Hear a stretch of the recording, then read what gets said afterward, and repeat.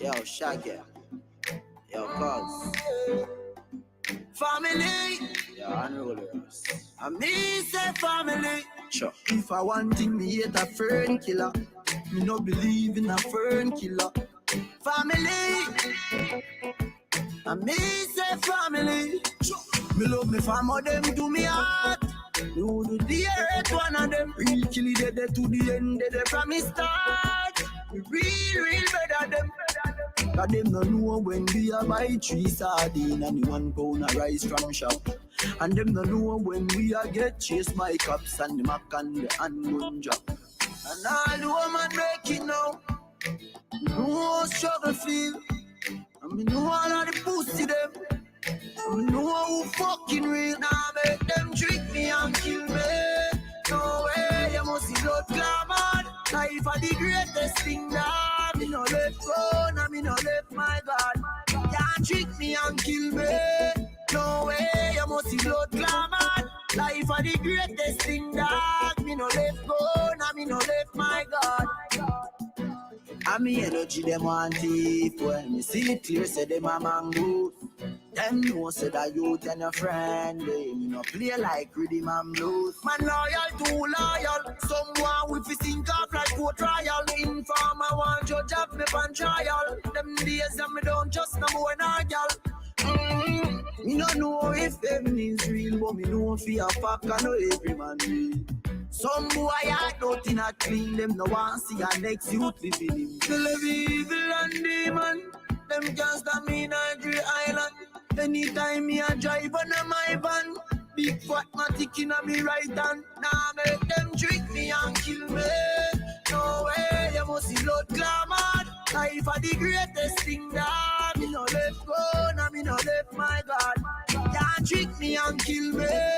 No way, you must see blood clamor.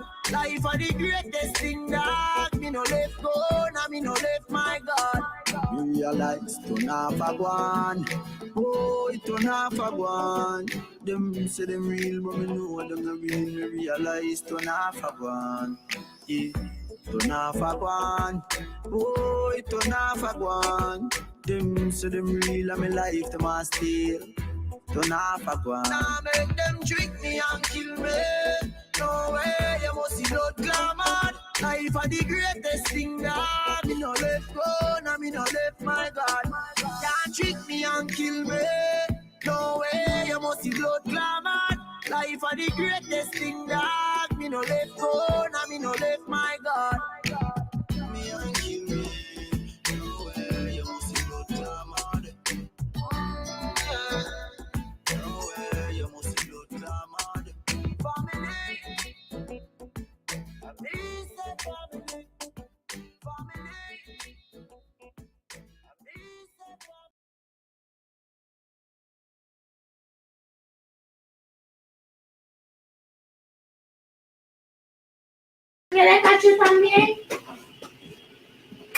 Hammer gang. Cause we always hit the nail on the head. Oh man. Tough loss yesterday, man. Tough loss. We fought back. We just ain't had enough, man. We just ain't had enough. Now we got a few things to talk about in this game, a few things happened. First and foremost, I'm wishing Derek King a fast, quick recovery. Went down with a knee injury. We all seen it.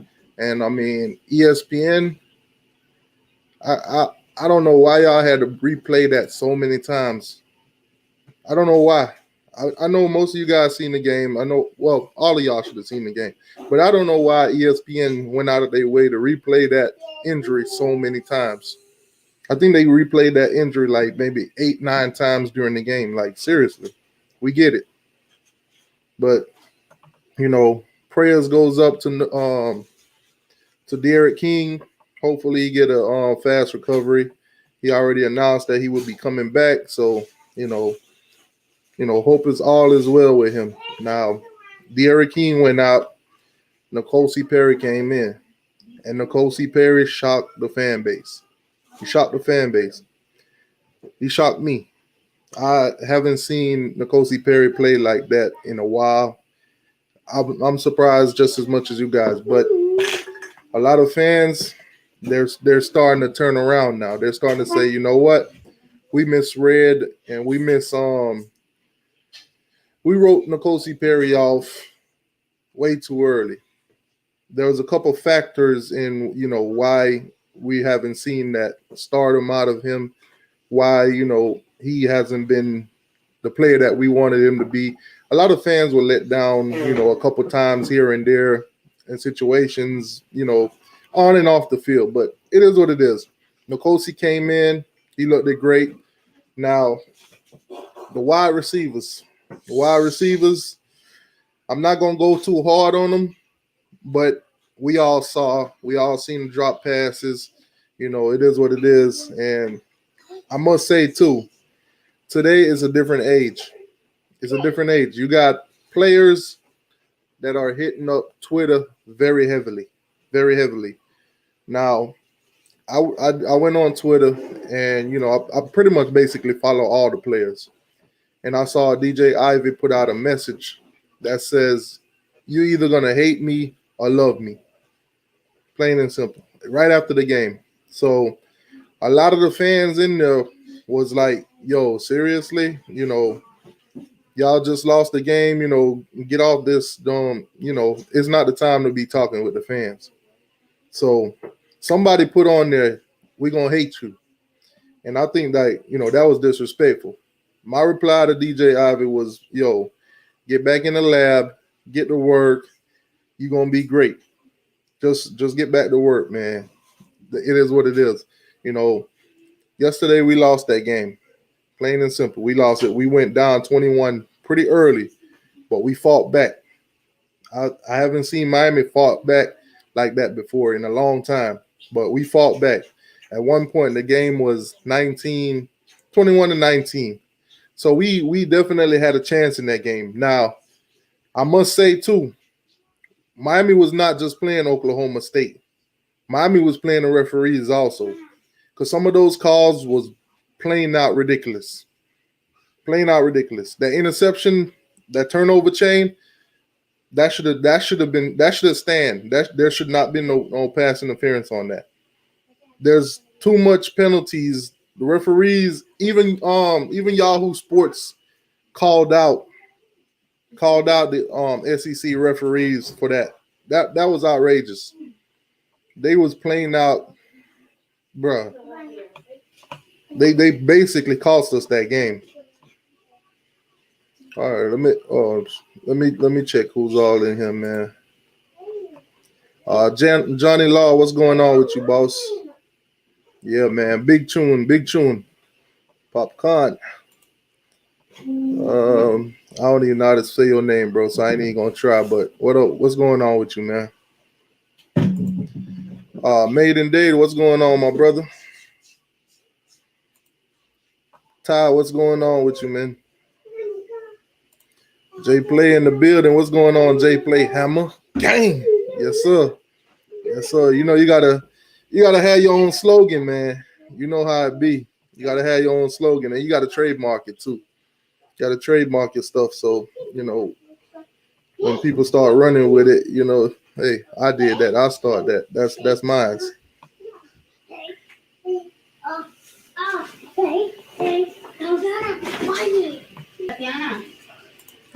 Logan in the building. What's going on with you? Yo, yeah, I seen that too, Logan. They said Manny finally threw his headset.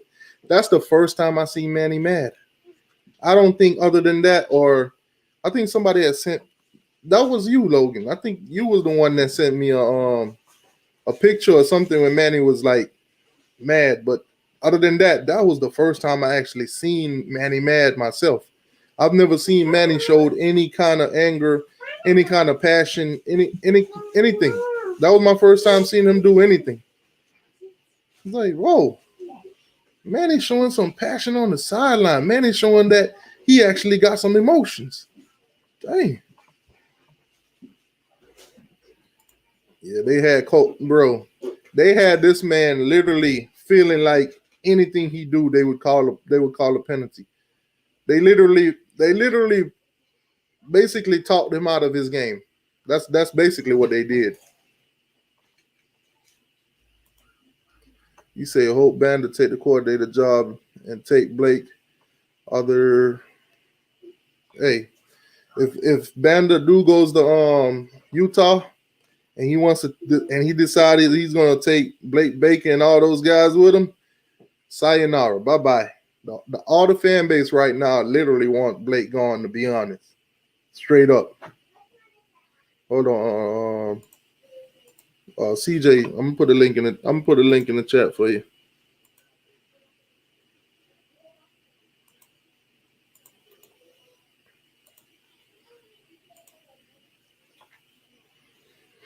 All right, so Hurricane Speed with the $5 donation. That game sucked. Absolutely, man. The beginning, that beginning, I was so furious, bro. When they went up 21-0, I was furious. You know, but thank you for the $5 donation. That's a touchdown for the channel. Really appreciate that, boss.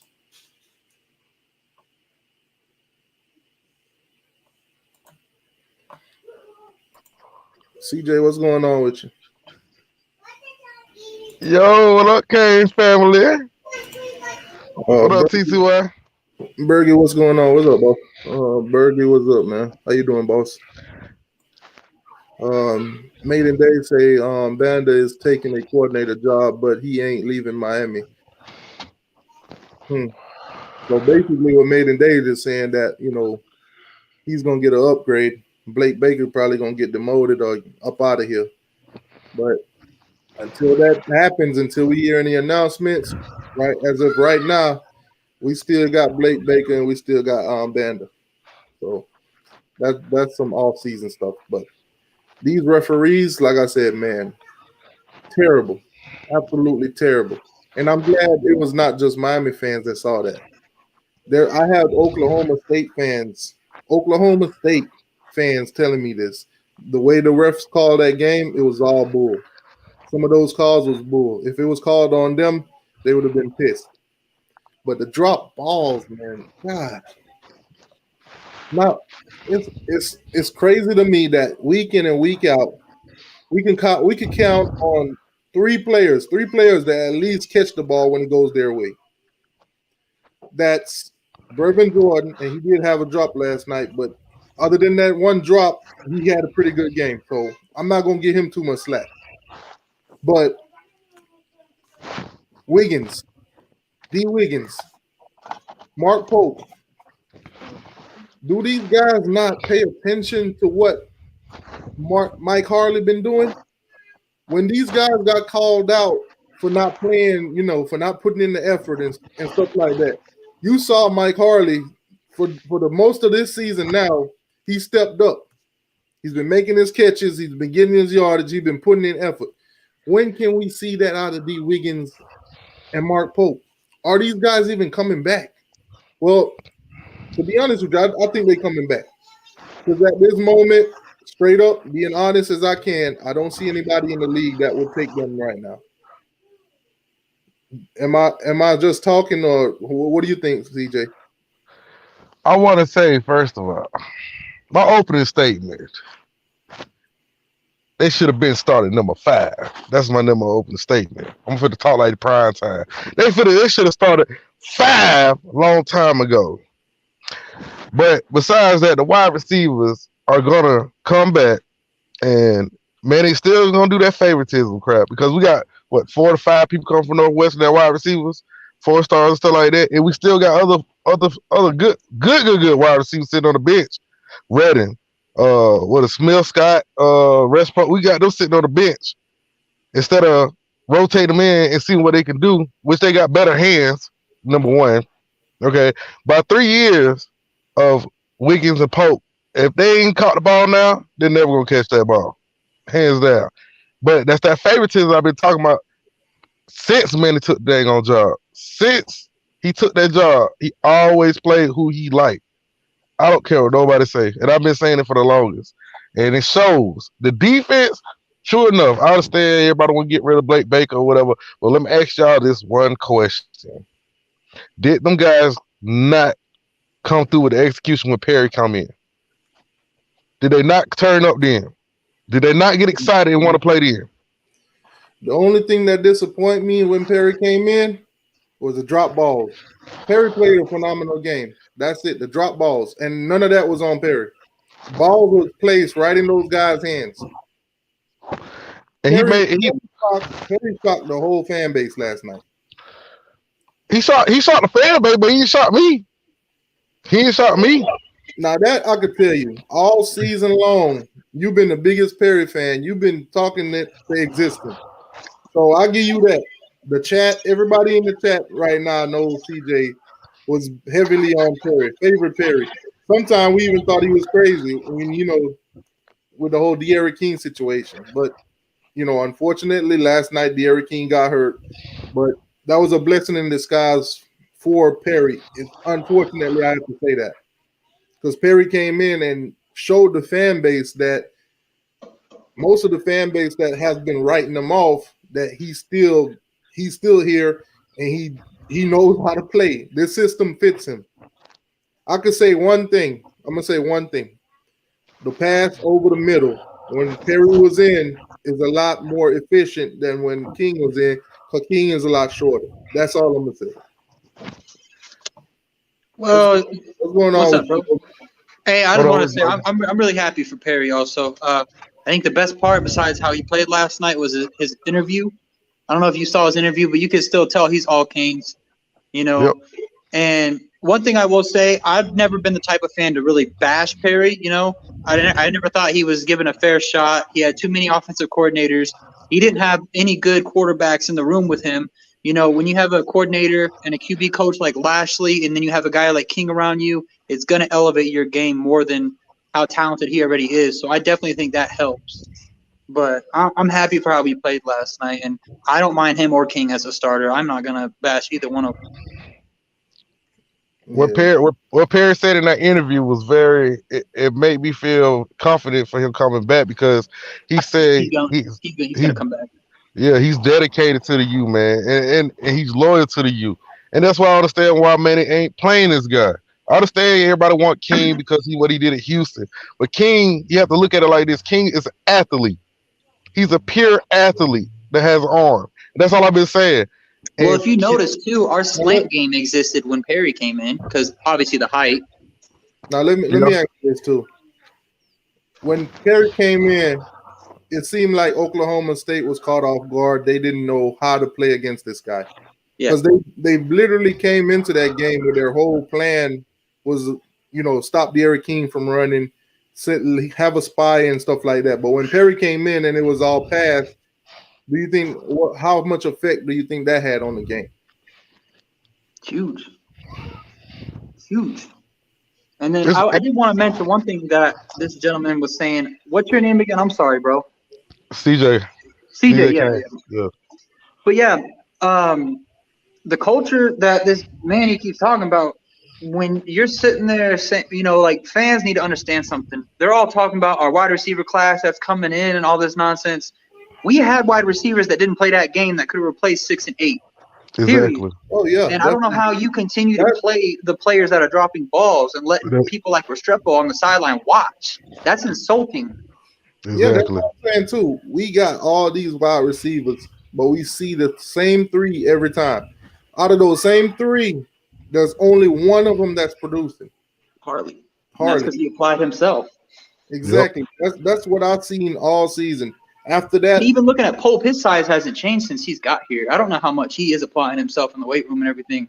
I'm never one to get personal with the kids or young men that play for our university, but at the same time, Harley applied himself and you saw it. I don't know if Pope has, and this goes back to when Lingard left and everyone said he's going to start at Florida. He's a 4th string at Florida.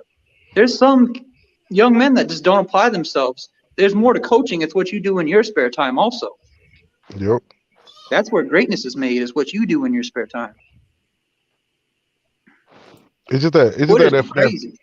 That shows I've been saying this for the longest too, is that favoritism. You could tell Manny has his hand on the personnel as far as who get to start and who continues to be in the game. And you can see it, and it's still favoritism. He keep talking about competition, but we know that them boys is bringing the heat in practice, but it's not a fair competition. You can tell it's not a fair competition. It's a favoritism more than it's competition. Hey, CJ, Yeah. Hey, I'm on my Kanye West shit right now. Oklahoma just scored. All right, you know how he came on stage. Hey. Beyonce just had the best music video. I'm gonna let you finish. Yeah, but Oklahoma just scored on Florida, by the way. That's because Florida's whole team quit. Oh Yeah. yeah. They really hurt Trask, man. Their 4 or 5 leading receivers opted out, and man, how can you do that to Trask? I mean, that's gonna hurt his draft stock because it's gonna affect the game. I don't know, man. It's just even when King went down, everyone's different, and I'm never one to tag players. I won't do it. But when King went down, I was looking at my TV and I was like, how do you guys who opted out feel? Because now Perry's getting thrown in, and I don't know. It just gives me a bad taste. What really irritated me was we couldn't get pressure on the quarterback, and I'm like, that wide receiver saw King go down. He sat out the half. He sat out the second half. He was like, hell no, that ain't gonna be me. Yep, Wallace. Sure did. Wallace. I seen two great defensive end opt out of the bowl game, and then I watched the game where we couldn't get no pressure on the quarterback. Yeah, but Cloud was in a defensive end, man. I understand why they did what they did, because I mean, look at what happened to King last night. I understand that, but we could have used those guys. We could have used them. They've been getting all the snaps all year. But you remember when I told you T2, I forgot what game was, UNC game, when I said look at the defensive line that's behind the starters. I said they don't look like they, been prepared to train right because of the fact they was not as bigger as the starters. They didn't seem as big and fast as the starters, and it showed that night as well. Yeah, and your line players are different, defensive and offensive. You usually want to, once you have depth established, you want to redshirt those guys and give them a year. Especially in the weight room, so they can sit there and match a senior frame lineman. That's a high school body frame. Exactly. What's going on with you, Jordan? What's going on, Lenoise? What up, Lawrence? Just made it home from work. Oh man, that's what's up, bro. Hey, go take your shower, sit back and relax, and watch the Gators get beat to a post. Tonight, the Oklahoma Sooners gonna load up the cart with Gator tail. They're gonna be cooking. And this thing I gotta say about Manny, man, is that as long as he's gonna be the head coach, I don't see too much of a change on how he's doing things. And it shows. He did 2 years in a row to me. Even though we won 2 more games, but I already kind of felt we're gonna win 2 more games. Even though we won 2 more games, it was against 2 teams that wasn't on the same page as they've been before. Say like Duke, they didn't have that same talent they did when they won against us. Or say like Virginia Tech, they did lose a couple of players. You know what I'm saying? So they wasn't on that same thing as before. We just happened to get 2 more wins. And I'm not knocking the 2 wins, but is it really improvement or is just a stat improvement? That's the point to me. There's that, and the teams that we lost to combined for a 72% win percentage. The teams that we beat combined for a 36% win percentage. Exactly. Now, based off what Jay Play just said, which I totally understand, a lot of the kids opt out of those games because they want to get to the league. They don't want to get injured, and they've been working for that their whole life. How do you feel about a guy opting out in the middle of the game? Because that's what happened last night with one of the Oklahoma receivers. He opted out in the middle of the game. Well, I mean, you can't blame him. I mean, this I'll put it like this: if your coaching staff recruited well, if your strength and conditioning got the players right, and you got the players right, period, it shouldn't be bad. It shouldn't be a problem because you saw the other wide receivers stepped up in the game for him. You know what I'm saying? The one that had 1 catch ended up all season being their star. Exactly. So if you recruit and develop players well, it shouldn't be a problem. I agree. It's just me. Everyone's different. Everyone has different character. Me personally, if I were to sit there, if that was me that opted out and then see the leader of the team, honestly, let's be real, De'Aaron King, good person. If you were to see him go out like that, I would feel like really bad about myself. It's just how I look at it. I'm not saying it's the right opinion, but yeah, I feel you coming from, but at the same time, like I said before the season started, we really didn't need another quarterback because we had if not the same kind of talent, better passing. CJ, I'm gonna interrupt you again. Oklahoma just scored again. It's 14-0. I can't wait to see Uncle Lou's halftime video. Somebody put Molly Wop Lord. in the chat, please. Put Molly Wop in the chat. Come on, Oklahoma. Beat them to a post. They've been talking shit to me all day. Even then, what I put in the chat, the top 2 drop percentages in the ACC are Pope and Wiggins. But they still play.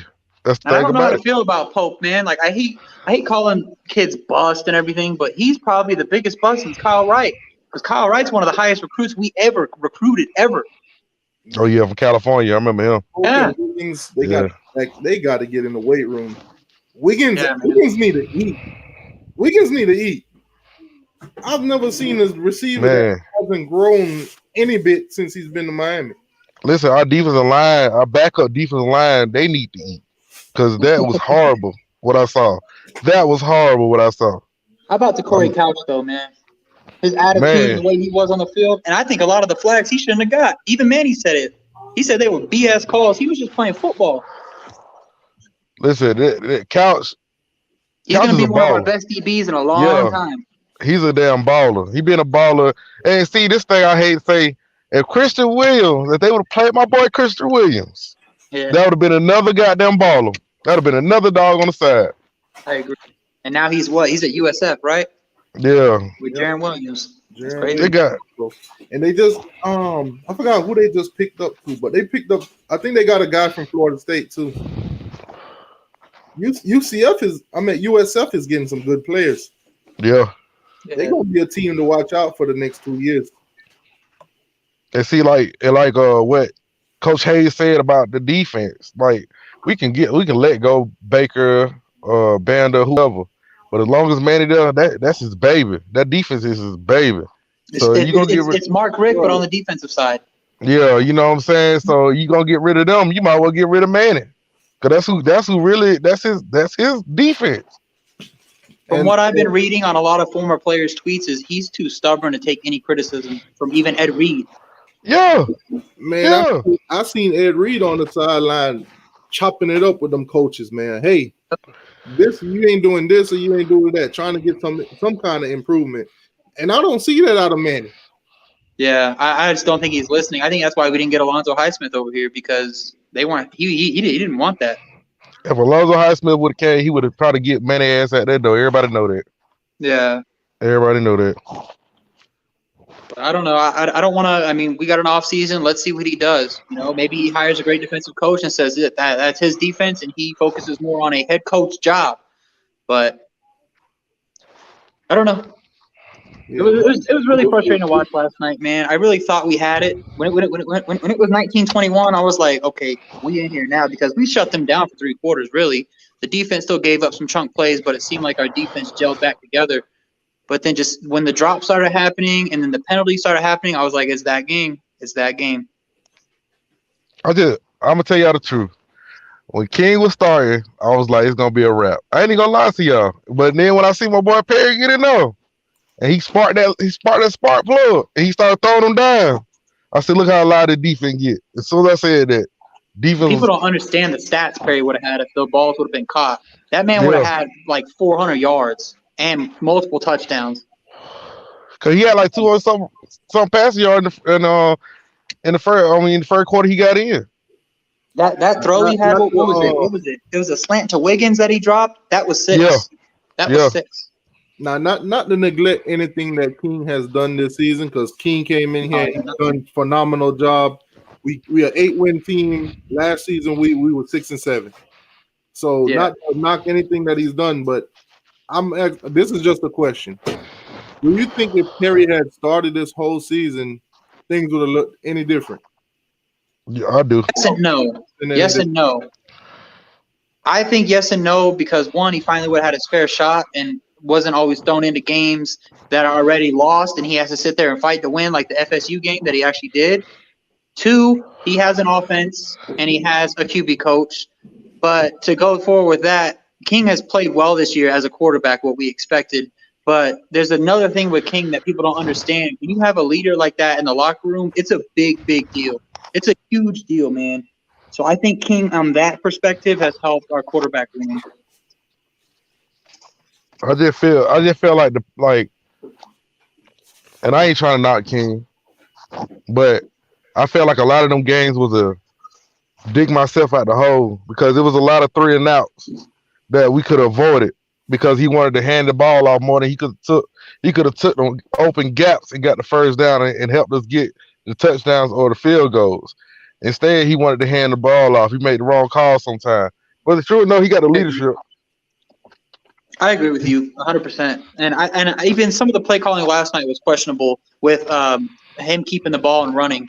I don't know who that falls on because I'm not in the huddle or hearing the calls, but some of it I was just like, yo, this is ridiculous. And then I want to say one thing real quick. Chaney is running back 1. And I've been saying that all year. I'm going to say it again. Chaney's running back 1. Now, you remember I agree. You was on the phone, CJ. Yeah. One play when DJ Ivy didn't even know that there was a wide receiver on the side. Was Georgia Tech all over again? I'm screaming at the screen like, yo, what the hell is going on? Are y'all just going to leave this man out there on the island by himself? Nobody's guarding him? So much confusion. I'm like, God dang it. It's like this. Oklahoma State took so long to see it that it wasn't a touchdown. I'll tell you this. It's that favoritism crap because he should have been taken out. Ivy should have been. And then he did a shoulder tackle. I don't know if y'all seen that. He did a shoulder tackle rather than wrapping up. Yep. Like he was doing all kinds of fuck ups last night. That wasn't explainable. The favoritism shows, though. I mean, that goes into last year when Sam Brooks finally came in against Central Michigan, and he was all over the place, and he was faster. Because I can't remember how many times you saw Shaq get beat by slow-ass quarterbacks, literally get beat and can't even catch him. Yeah, he was slow as shit. Brooks come in, and you sitting there just like with some of the other guys, and you're like, where's this guy been? But you see, that's what I'm saying, too. I was so disappointed how they developed Sam Brooks because I was big on Sam Brooks this offseason. He didn't even get that much. Yeah, I thought he was going to be the one to come in. I think he's been hurt.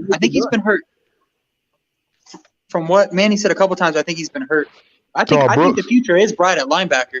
I do think it's bright. I mean, it is obviously very young, but I think we got some dogs at linebacker. Hopefully, never mind. I ain't gonna get into that. Hey, he said, "What happened to the open competition at wide receiver position? Same thing with every other damn position. Favoritism. Exactly. Favoritism. Exactly. He said that for us to not complain. Exactly. And it shows. It been showing, man.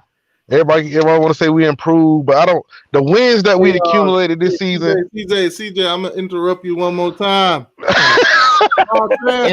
Interception. Yeah. Oh man. Woo! Oklahoma finna roll on them. Oh my God. Them baby lizards. I know some of y'all probably watching right now in the background. Dang. I'm saying a word. Show your face. They just moved the ball like it was nothing. Nah. But show you. Like I was saying. Damn, I just took a puff of my cigarette. Now they're on the 20. God damn. What the hell? Bro, this gonna be a mollywop. And they was all talking trash yesterday. Bro, as soon as Miami went down 21-0, my phone exploded with comments. Yeah. It was all Florida fans. All of them. And the troll, Mr. Jackson post. He always trolling. Hey, T2Y, I got a question for you. Did you see the damn tweet that Kane's Warning put up about T2 coming to Miami? Like, I have 2 sources saying T2 is coming. I'm telling you right now, and I'll say this to the fans too, stop tweeting at players and recruits. Stop doing that. Like, that is that man's moment. Even though he might be trolling us, I don't agree with that. That actually works sometimes. Because if you listen to Jake Garcia, that's what got him here. The fans got him here. It wasn't just the coaches. The fans doing that Jake Garcia, showing him all that love, that's what got him here. Yes, but no one ever tweeted and said, I got 2 sources saying he's already coming, because that ruins his commitment moment. Right. As much drama as it's been. Because that going to do is steal his shine. So when he's already talking, and I'm saying this because he tweeted this out, he's already talking about breaking the internet with his decision. Bro, right now, he said that his top 2 is Miami and Maryland, and I have a picture in my head of him picking the Miami hat, turning it over, and pulling out like a Tennessee sticker or something. Like, I don't know. Oh, you mean like John Dixon? Bro, I don't know, man. But I wish him luck wherever he goes. That's what John Dixon did with the with the South Carolina thing. He took the Alonzo asked to put the link in the chat. I don't know if you saw it. Hold on. I'm not. I know we're chopping it up. So. Not to interrupt y'all, but Oklahoma just scored another touchdown. Field goal. Yeah. Just mess with y'all. Oh my God! It's looking like last night all over again, man. The Gators are probably skinning themselves right now, getting ready to cook. I'll admit it. As much as Florida's a rival, I feel bad for Trask because he lost the transfer portal for a cornerback, linebacker, and wide receiver. We got young wide receivers, bro. Why? We don't need to do none of that. Young guys that are ready to play. They just need to be put in the game. Yeah. They just need to. D. Wiggins need to be benched. See, I think Manny just want to go ahead and have already developed players, so he ain't got to do it. That's why he used that transfer portal. I see that now. He just want to already have developed players, so he ain't got to do it. Yeah. King of Battles, what's going on with you, my brother? Hey, you got a new member too, bro. Touchdown. Miami boy. Oh, man. Hey, Miami boy, appreciate that, boss. Appreciate that. Miami boy just became a member of the family. Welcome to the family. Membership, boss. Love it. Hey, Miami boy, you got a shirt on. Hey, T2Y. Miami boy. T2Y, you need to hit up Alonzo and help him out to set up that membership because I bet he can get a lot of members up in there. All you got to do is hit me up. I'll show him how to do it. But it's gonna work. He gonna have to He gonna have to set up all the other stuff. Why is this? I tell you what though, man. Something. Last night, like after the first quarter, because like my philosophy was, all right, I want to remember this bowl game and enjoy it. After the first quarter, I was like, screw this, I'm making a drink. Every team from South Florida is losing in the bowl. Hey, we already lost. I don't want to hear nothing from the Gator fans, so I'm hoping they lose. I'm praying they lose. God, Florida State ain't even made it to a bowl. Right now, too, I ain't gonna lie. Right now, I'm cheering for Clemson. I ain't cheering for no one else because I'm rooting for the ACC unless it's Florida State, maybe. Honestly, yeah. Right now, I'm cheering for Clemson because I don't like Bama like that. I don't like Notre Dame, and I sure as hell don't like Ohio State. So. That's a natty boo boo. Oh man. I keep telling y'all, Bowden make a career decision. Dude is avoiding costs. I don't know. Oh no. Zoe want the link. His interview was crazy too. Bolden's. He's like, I don't care about a decision. We just lost. He was pissed off. I hope he come back. I do too. I mean, we got great upcoming safeties, but it goes into the mindset of we need older guys to sit there and be around those young guys. We need to dominate games so we can throw in those young guys. If they don't play the defensive scheme, the linebackers will continue to be a liability. I don't care who's playing. The scheme disables the linebackers. I totally agree, man. Because if they're not being coached right, or they're not being out there, sending out there on the right signals, then we screwed. Yeah, because I seen when Jennings or Brooks was out there, and he could have rushed the passer and said he stayed back. Yeah, he stayed back and tried to watch for the pass. I was like, dude, go in the hole. There ain't nobody to watch. Just go blitz. I saw some person tweet today. They said that our defensive line is not as good as they should be, and that's why our linebackers look so bad. I don't know how I feel about that. It's kind of half on that one. Yeah, exactly. It's kind of half. I thought that our defensive line would be a lot better. I mean, I'm not saying they're bad this year, but I just thought they'd be better than what we've seen, if that makes sense. Yeah.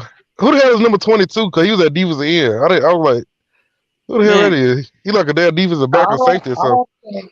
I didn't think they were going to be that good. We didn't even know who our starting defensive line was going to be until week 3. We lost all of our defensive backs. We lost 2 of our 3 starting defensive linemen. Defensive linebackers. I just didn't. We lost our whole starting defense basically was gone. I agree, and that goes back to when we lost Joe Jackson, Demetrius Jackson, Gerald Willis, Corn Elder, Michael Jackson, everything. We lost our whole and played a bunch of young guys. So that's what I think people want: success overnight instead of letting these kids grow. Like That's a good question too by David. There was no, and when I mean no, there was no, like we had zero, really zero returning starters besides McLeod on defense, right? Yeah, that's a good question by David too. When did the big thing start? When commits start, trolling schools? Like from Miami, they had a hat, and then it started when social media started. You know what though? Commit should troll schools. I'm gonna tell you why. Fans troll commits. If a commit don't commit to your school, be your best friend till he commit. Then it's screw you and your mama and your daddy and everybody else. Yeah, that's what I was saying earlier, man. Some of the stuff on Twitter that people are saying at T2 is wrong. They give you the same energy you give them. Jaden, cut that shit out, bro. He said no. Florida State declined their bowl. Which one of these bowl committees decided that they want to put a 3-win team in the? Come on, if that's the case, they would have gave it to LSU. No, I know what bowl. I know they did get off. They did get off of the bowl game. Couch bowl? Nah. They ain't get off of the couch bowl. They got off of the the toilet cleaning. What was it? Because it's up here in South Carolina. The crab leg bowl. No, it's the the crab leg bowl. The shovel shit farm bowl. They got off of the shovel shit farm bowl. It was gonna be Florida State versus Yale. the COVID-19 hand sanitizer bowl. Hey, but T2Y, you ready to get this work? You ready for this work? What you talking about, sir? I'm about to give you this work, man. I'm about to zip you up, man. You ready for this work, man? I heard you all year long. I heard you all year, and I let it ride. I heard you all year. King was inaccurate last year. Not saying that. Whoa. I didn't say King was inaccurate last year. Perry. You said Perry was inaccurate. Not saying that the same receiver that was dropping the ball for King this year are the exact same receivers that have been dropping the ball for Perry his last 4 years. But no, I'll let you ride and I'll let you say that. I'll let you ride and I'll let you say that. You watch the game. I'm about to get this. Can I get his work? Can I get his work? Can I get his work? Like, I'm not gonna yell or scream. This fun work. The offense never opened up.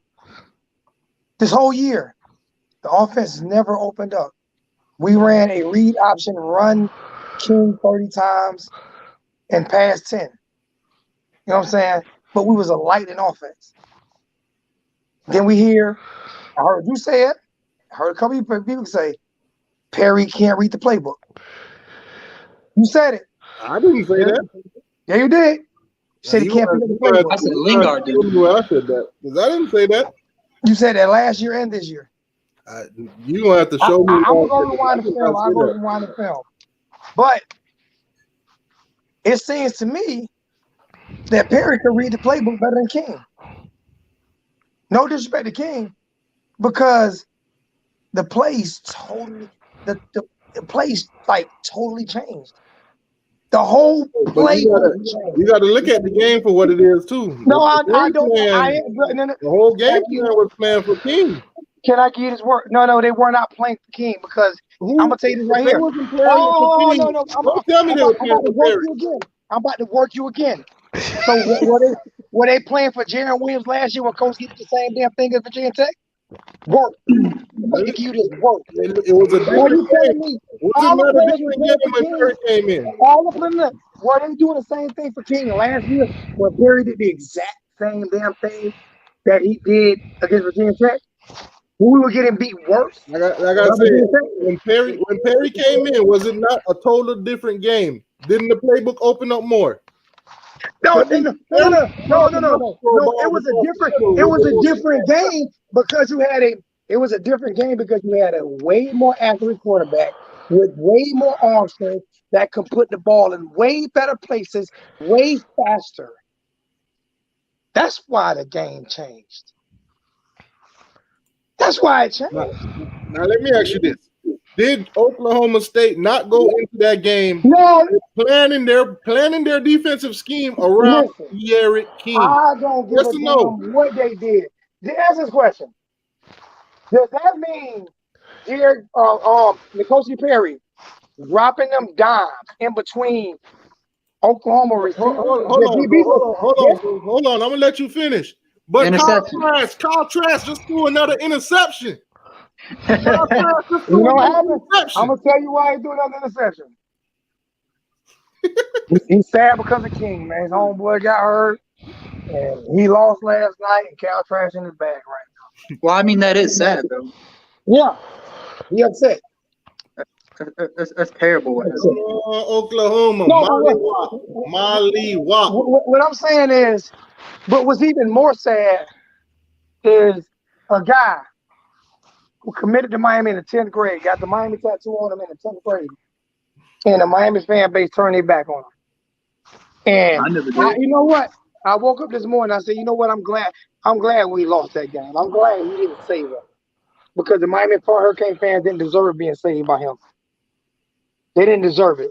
Because 80% of the camp, 85% of the Hurricane fan base gave up on him, told him to transfer. He ain't shit. He ain't good. He can't read. He can't do that. And all he does is shine every time he gets in the game. All they do is shine. You can say whatever you want to say. You can say they ain't prepared for him. He was throwing dimes. They can't prepare for that. Honestly, personally, I've always liked Perry. I never thought he was a bad quarterback. I always thought he could start at Miami and probably a lot of other schools. But I think having King and Lashley and not Enos or Rick or even Rick's son or whatever also helps Perry elevate his game, obviously, like we saw last night, because he would have easily been over 400 yards and multiple touchdowns if people wouldn't have caught balls. I seen that game against Virginia Tech though. I think King helped him on leadership stuff. But I think that if Lashley was there in his second year, King would have never played at Miami. All right, so Hurricane Village says, I agree. Somebody background. Is it mine? Because I'm the one just came in. So let me check my volume. Mine's good. Yo. Someone's echoing. I'm gonna check my volume now. How does it sound? Yeah, you sound do. fine. Is it better now? Yeah. Okay. So that was my volume. I tell people. There's still someone echoing. Yeah, I still hear it now. Hold on, I'm gonna do this again. Hold on.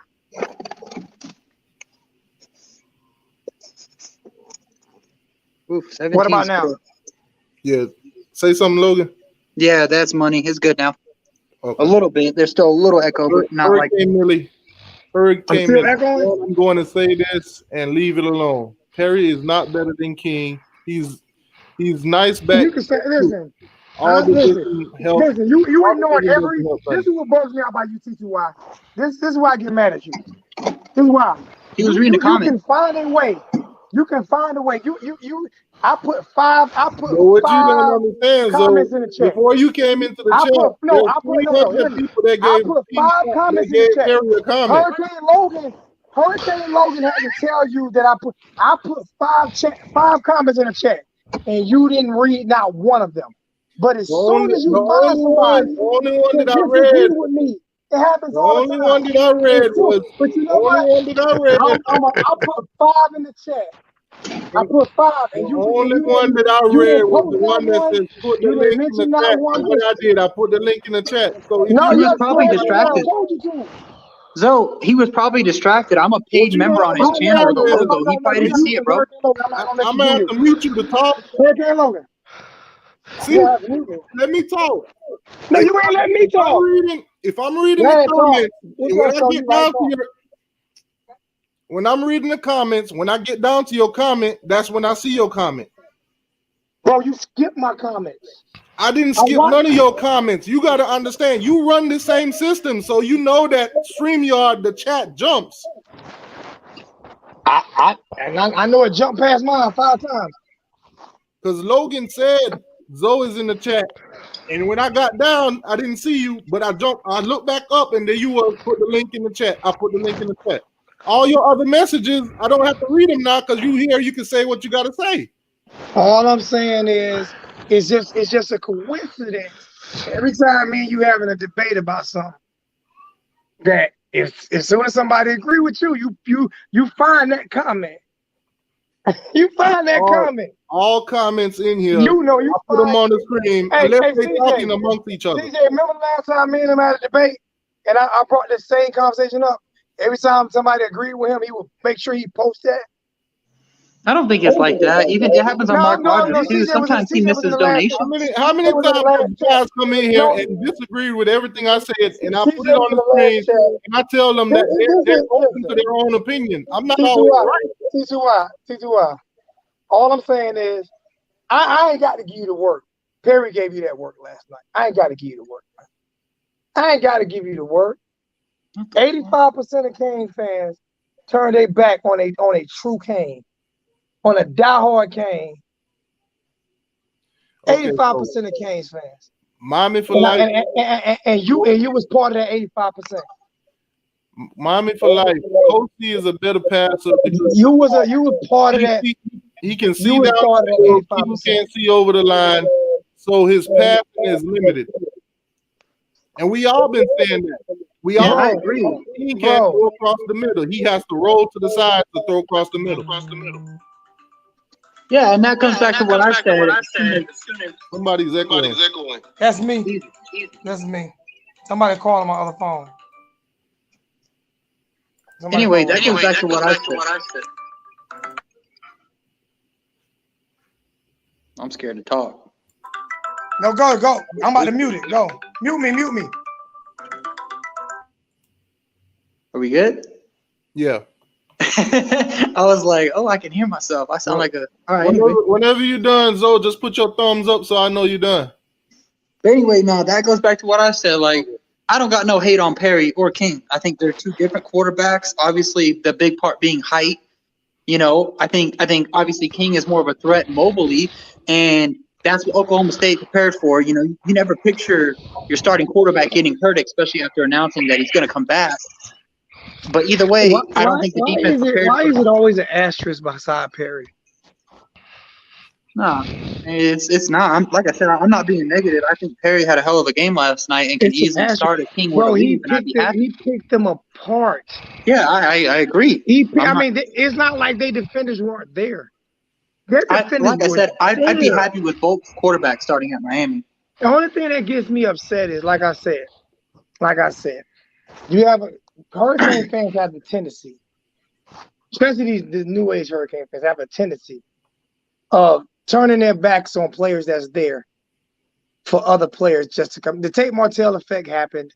It happens, and it just like I said, and I've always said I thought Perry was better than King. I thought King might be a better leader because he's more mature. But I always thought Perry was better. But I let it ride this year because I didn't want to have to, you know what I'm saying, lose my freaking mind over everybody saying it. All I can say is, and this is facts, whether they didn't prepare for Perry or not, whether they prepared for King, this is 100% facts.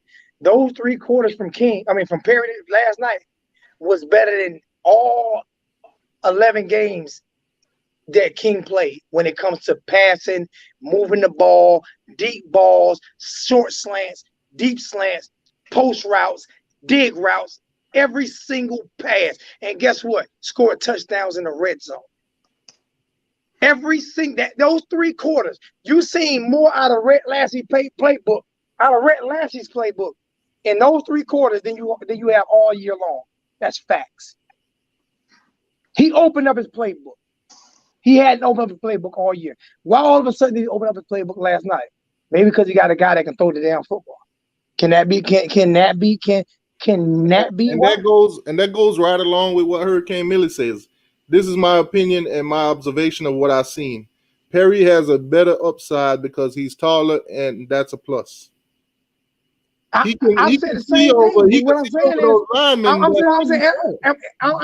Am I wrong by what I just said about the playbook for the first time was open? Hold on, CJ, put your hands up. You know you muted. Hey, Oh, the whole time you been talking, you know you muted. You know you muted. how you gonna do that? Hey, You know you muted. how you gonna do that? That's the first time the playbook got open all year. I wasn't hearing nothing. What that? That's the first time the playbook was open all year long. I mean, it's the same. It like I said before, it's the same shit with Enos. Enos had that same situation with Jared. We kept on doing a little short dink and dunk passes and run and shit. And then when Perry got in, they opened the playbook. It's the same shit I've been saying for the longest. Same thing with Malik. Hold on. Oklahoma got generous and let Florida get 3 points. Damn, Oklahoma. all I'm saying is Perry can make every single. He looked like Trevor Lawrence out there last night. He can make every single throw. Every throw. It's not a throw he can't make. He's never been given a fair shake, and it's political with Manny and his daddy. It's political, and I'm telling you, it's dead wrong to have I would never, ever, if a guy committed. This is what people bum out about people. They want Canes to commit to Miami, right? But they root for players that don't play for Miami or didn't commit to Miami, or maybe didn't get recruited by whatever. Better more than they root for the players at Miami. I'm built different. And even with what Mixer Juck said, he said that Kosi had a lower passer rating. There's one thing you need to understand about that. Nkosi has had 3 offensive coordinators, 2 of which were terrible coordinators and terrible quarterback coaches who didn't belong coaching quarterbacks. What about the drops? Yeah, that I'm what getting about the that. drops? There was like last year and the year before. Like, what about the drops? Yeah. See, you notice how they highlighted the drops this year? They highlighted the drops with King this year. The wide receivers got put on Front Street this year with the drops with King. But when they was dropping the ball with Perry the last 3 years, nobody was saying nothing. Those drops didn't mean anything. I'm saying it right now. I know you're saying. I'm just saying. I'm talking about Hurricane Millis says CJ been saying that all season. I know CJ because me and CJ was in our bag last night. We was in our bag last night. And Logan was in there. I don't even remember that. After the first quarter, I got lit.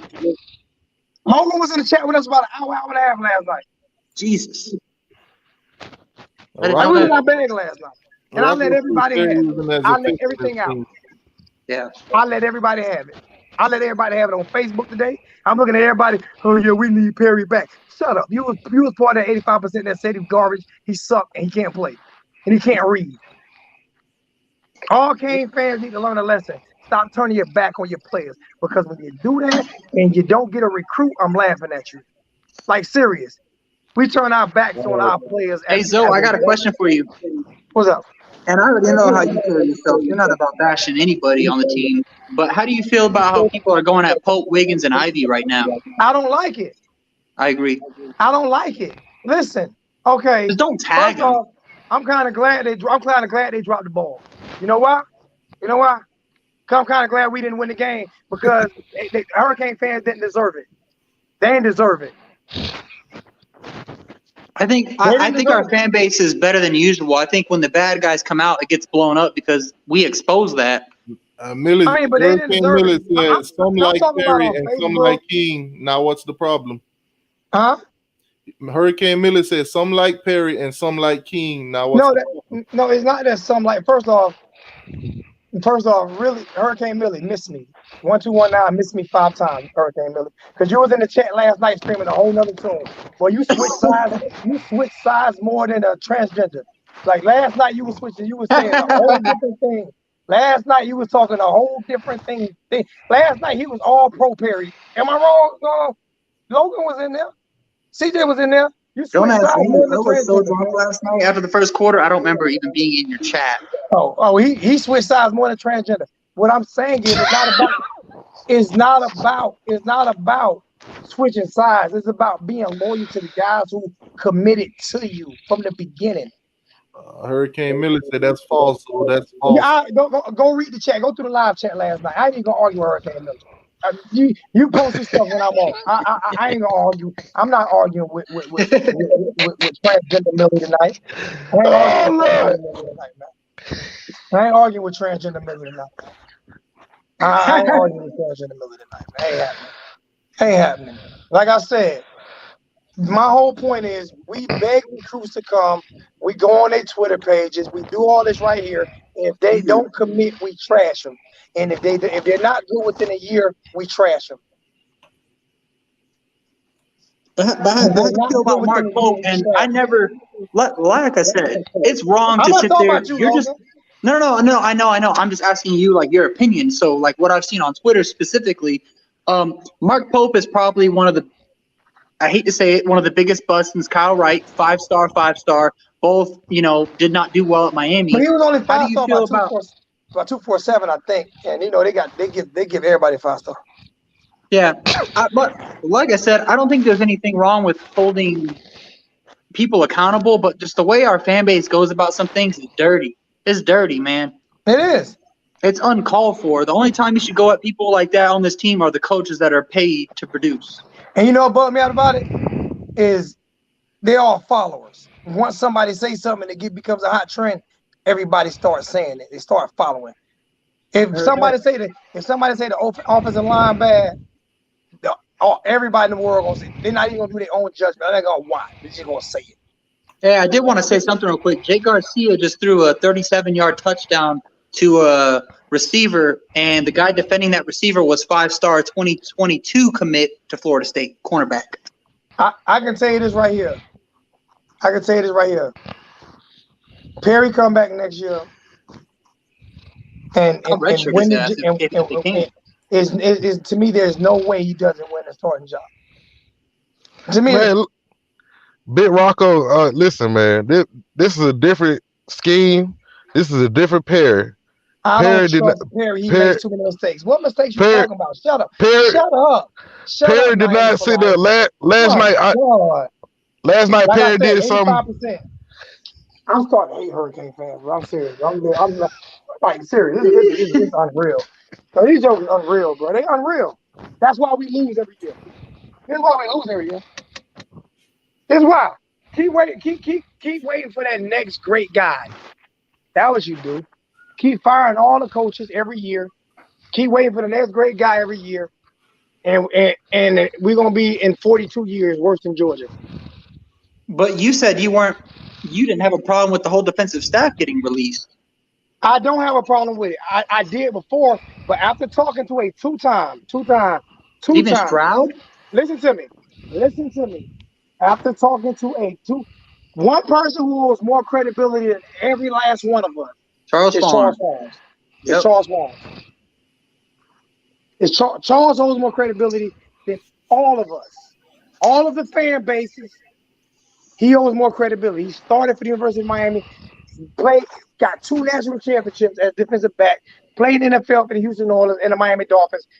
He's a champion, a 2-time champion. He said it takes time. Okay? He said it takes cohesiveness. I was against that. I was against that before he said that. What now? I was asking if you were awake because you were just like this, right? No. I'm reading the chat. Oh. So when he said that, it made me say, okay, this is a 2-time national champion saying this. This is a guy who's been in the trenches saying this. He also said when we continue to change systems, these kids get confused and they thinking too much. I mean, that goes into how Kosi played tonight because he's been through 3 offensive coordinators and terrible quarterbacks coaches. Imagine if Kosi came as a freshman and had Lashley here. Imagine. You know he came as a freshman? You know who his quarterback coach was as a freshman? Rex Ryan's water boy. Dude never coached a day in his life, but he's the quarterback coach at Miami. It's true. I do agree with that. Hurricane Billy said you switch sides more than a hooker across the chain. I ain't worried about Hurricane Billy's a transgender. He live in Atlanta. He can't argue with me. He live in Atlanta. He's a transgender.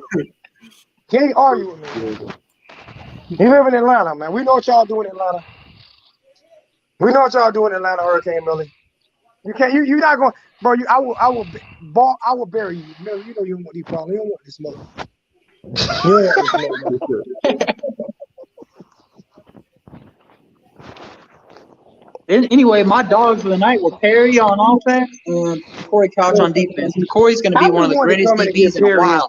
Because I watched my brother T2Y kill him. I don't care no. And CJ was there. I watched my brother T2Y kill him. So I had to come in and just give my now I'm gonna let y'all ride. Hey, I don't want y'all to think I'm what you talking about? I've never downplayed Perry. I've never talked trash on Perry. Yeah, he did. I ain't gonna let you forget it. With me plenty of time when I ain't gonna let you forget it. I acknowledge the CJ might not say something. CJ might not say nothing. CJ might not say nothing about it. Never been simple. Yeah, you did. I always said, hey, it's open conference here. If King come back, that's Perry's job. Listen, man. Yes, you did. Yes, you did downplay Perry. Yes, you did. I ain't gonna listen to him, man. I'm not letting you lay that one down. Yes, you did. And the real question is, who's got longer dreads right now? I always said it, and I've repeated it. Nanny boo boo, nanny boo boo. Next season, if Perry, TJ, what you think? Honest opinion, what you? I know. What you think? He ain't never downplay Perry. I mean, he talked about the interception situation. Yeah, a lot. I talked about it that one show me and TJ had. And anytime it's been brought up, now he's switching it up. Perry, so don't do that. Switching it up.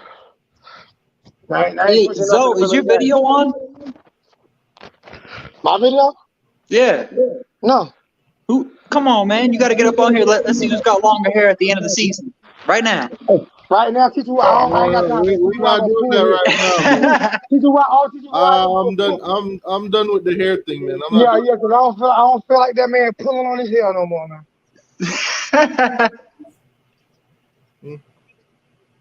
T2Y got me blocked out by all the comments.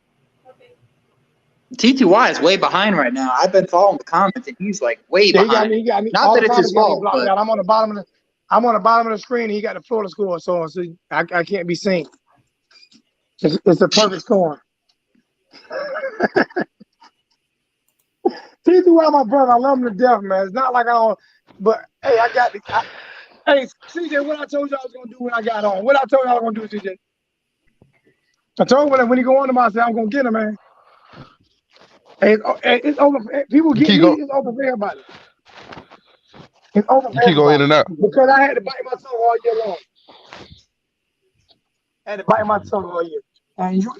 no matter what excuse you use or what you say, no matter how you look at it, this offense looked way better in 3 quarters with Perry than it did in 10.5 games or 10 games in a quarter with De'Aaron King.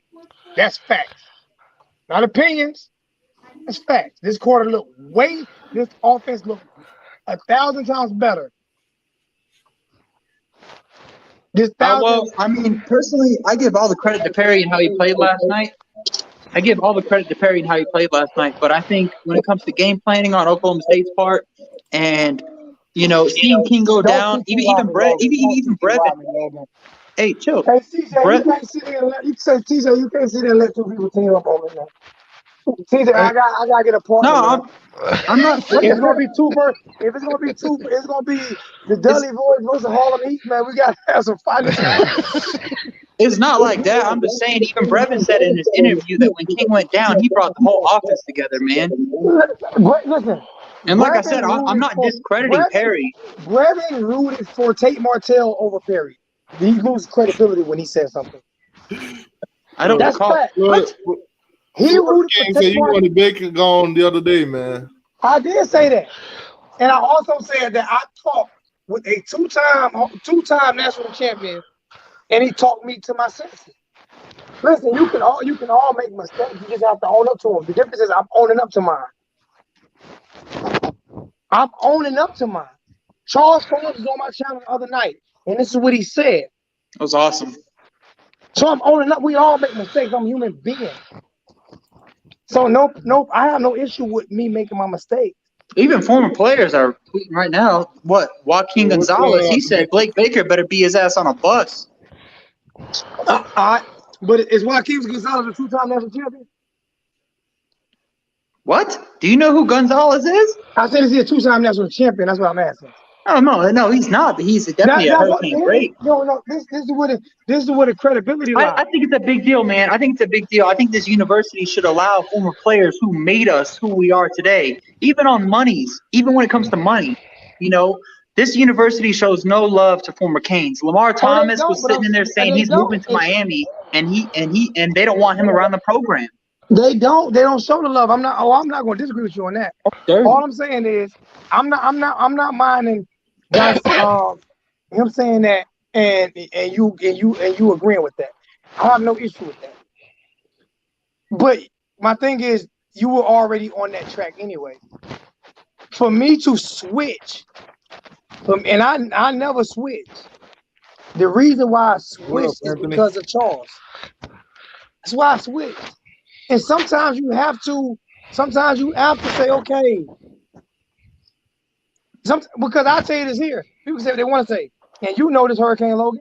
When Jaron Williams won the job last year, what did I do? Did I not ride with Jaron? You did, but I guarantee you Jaron's high as hell right now. Jaron didn't win that job. He was given that job.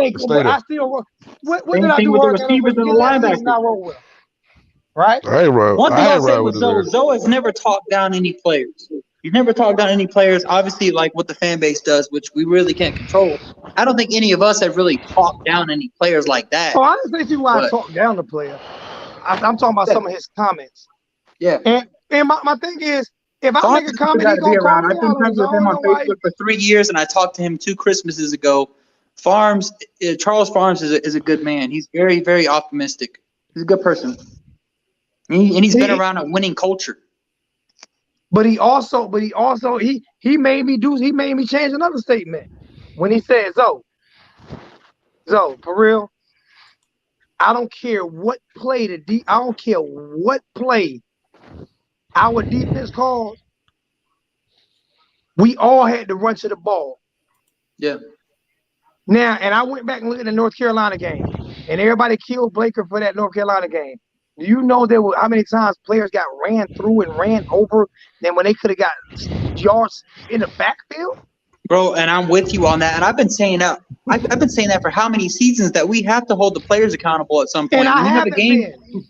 Yeah. And what I'm saying is when you have a game like North Carolina, it's not even that you can sit there and point at coaches. You got to sit there and ask, what are the leaders on the defense doing as players? And someone's got to step up. This goes back to Ed Reed with Florida State. Guess what I wasn't doing, though? Guess what I wasn't doing, Hurricane Logan? I wasn't doing that. Charles Farm told me that these are 2 things that I changed over the past couple of days. Like, God dang, man, I've been blind. You were saying it. I wasn't listening to you. I try not to say it because I don't want to fight with you. You know what I'm saying? But you were saying it, I wasn't listening to you. It was a lot of people in the chat saying it. I wasn't listening to them. I was wrong.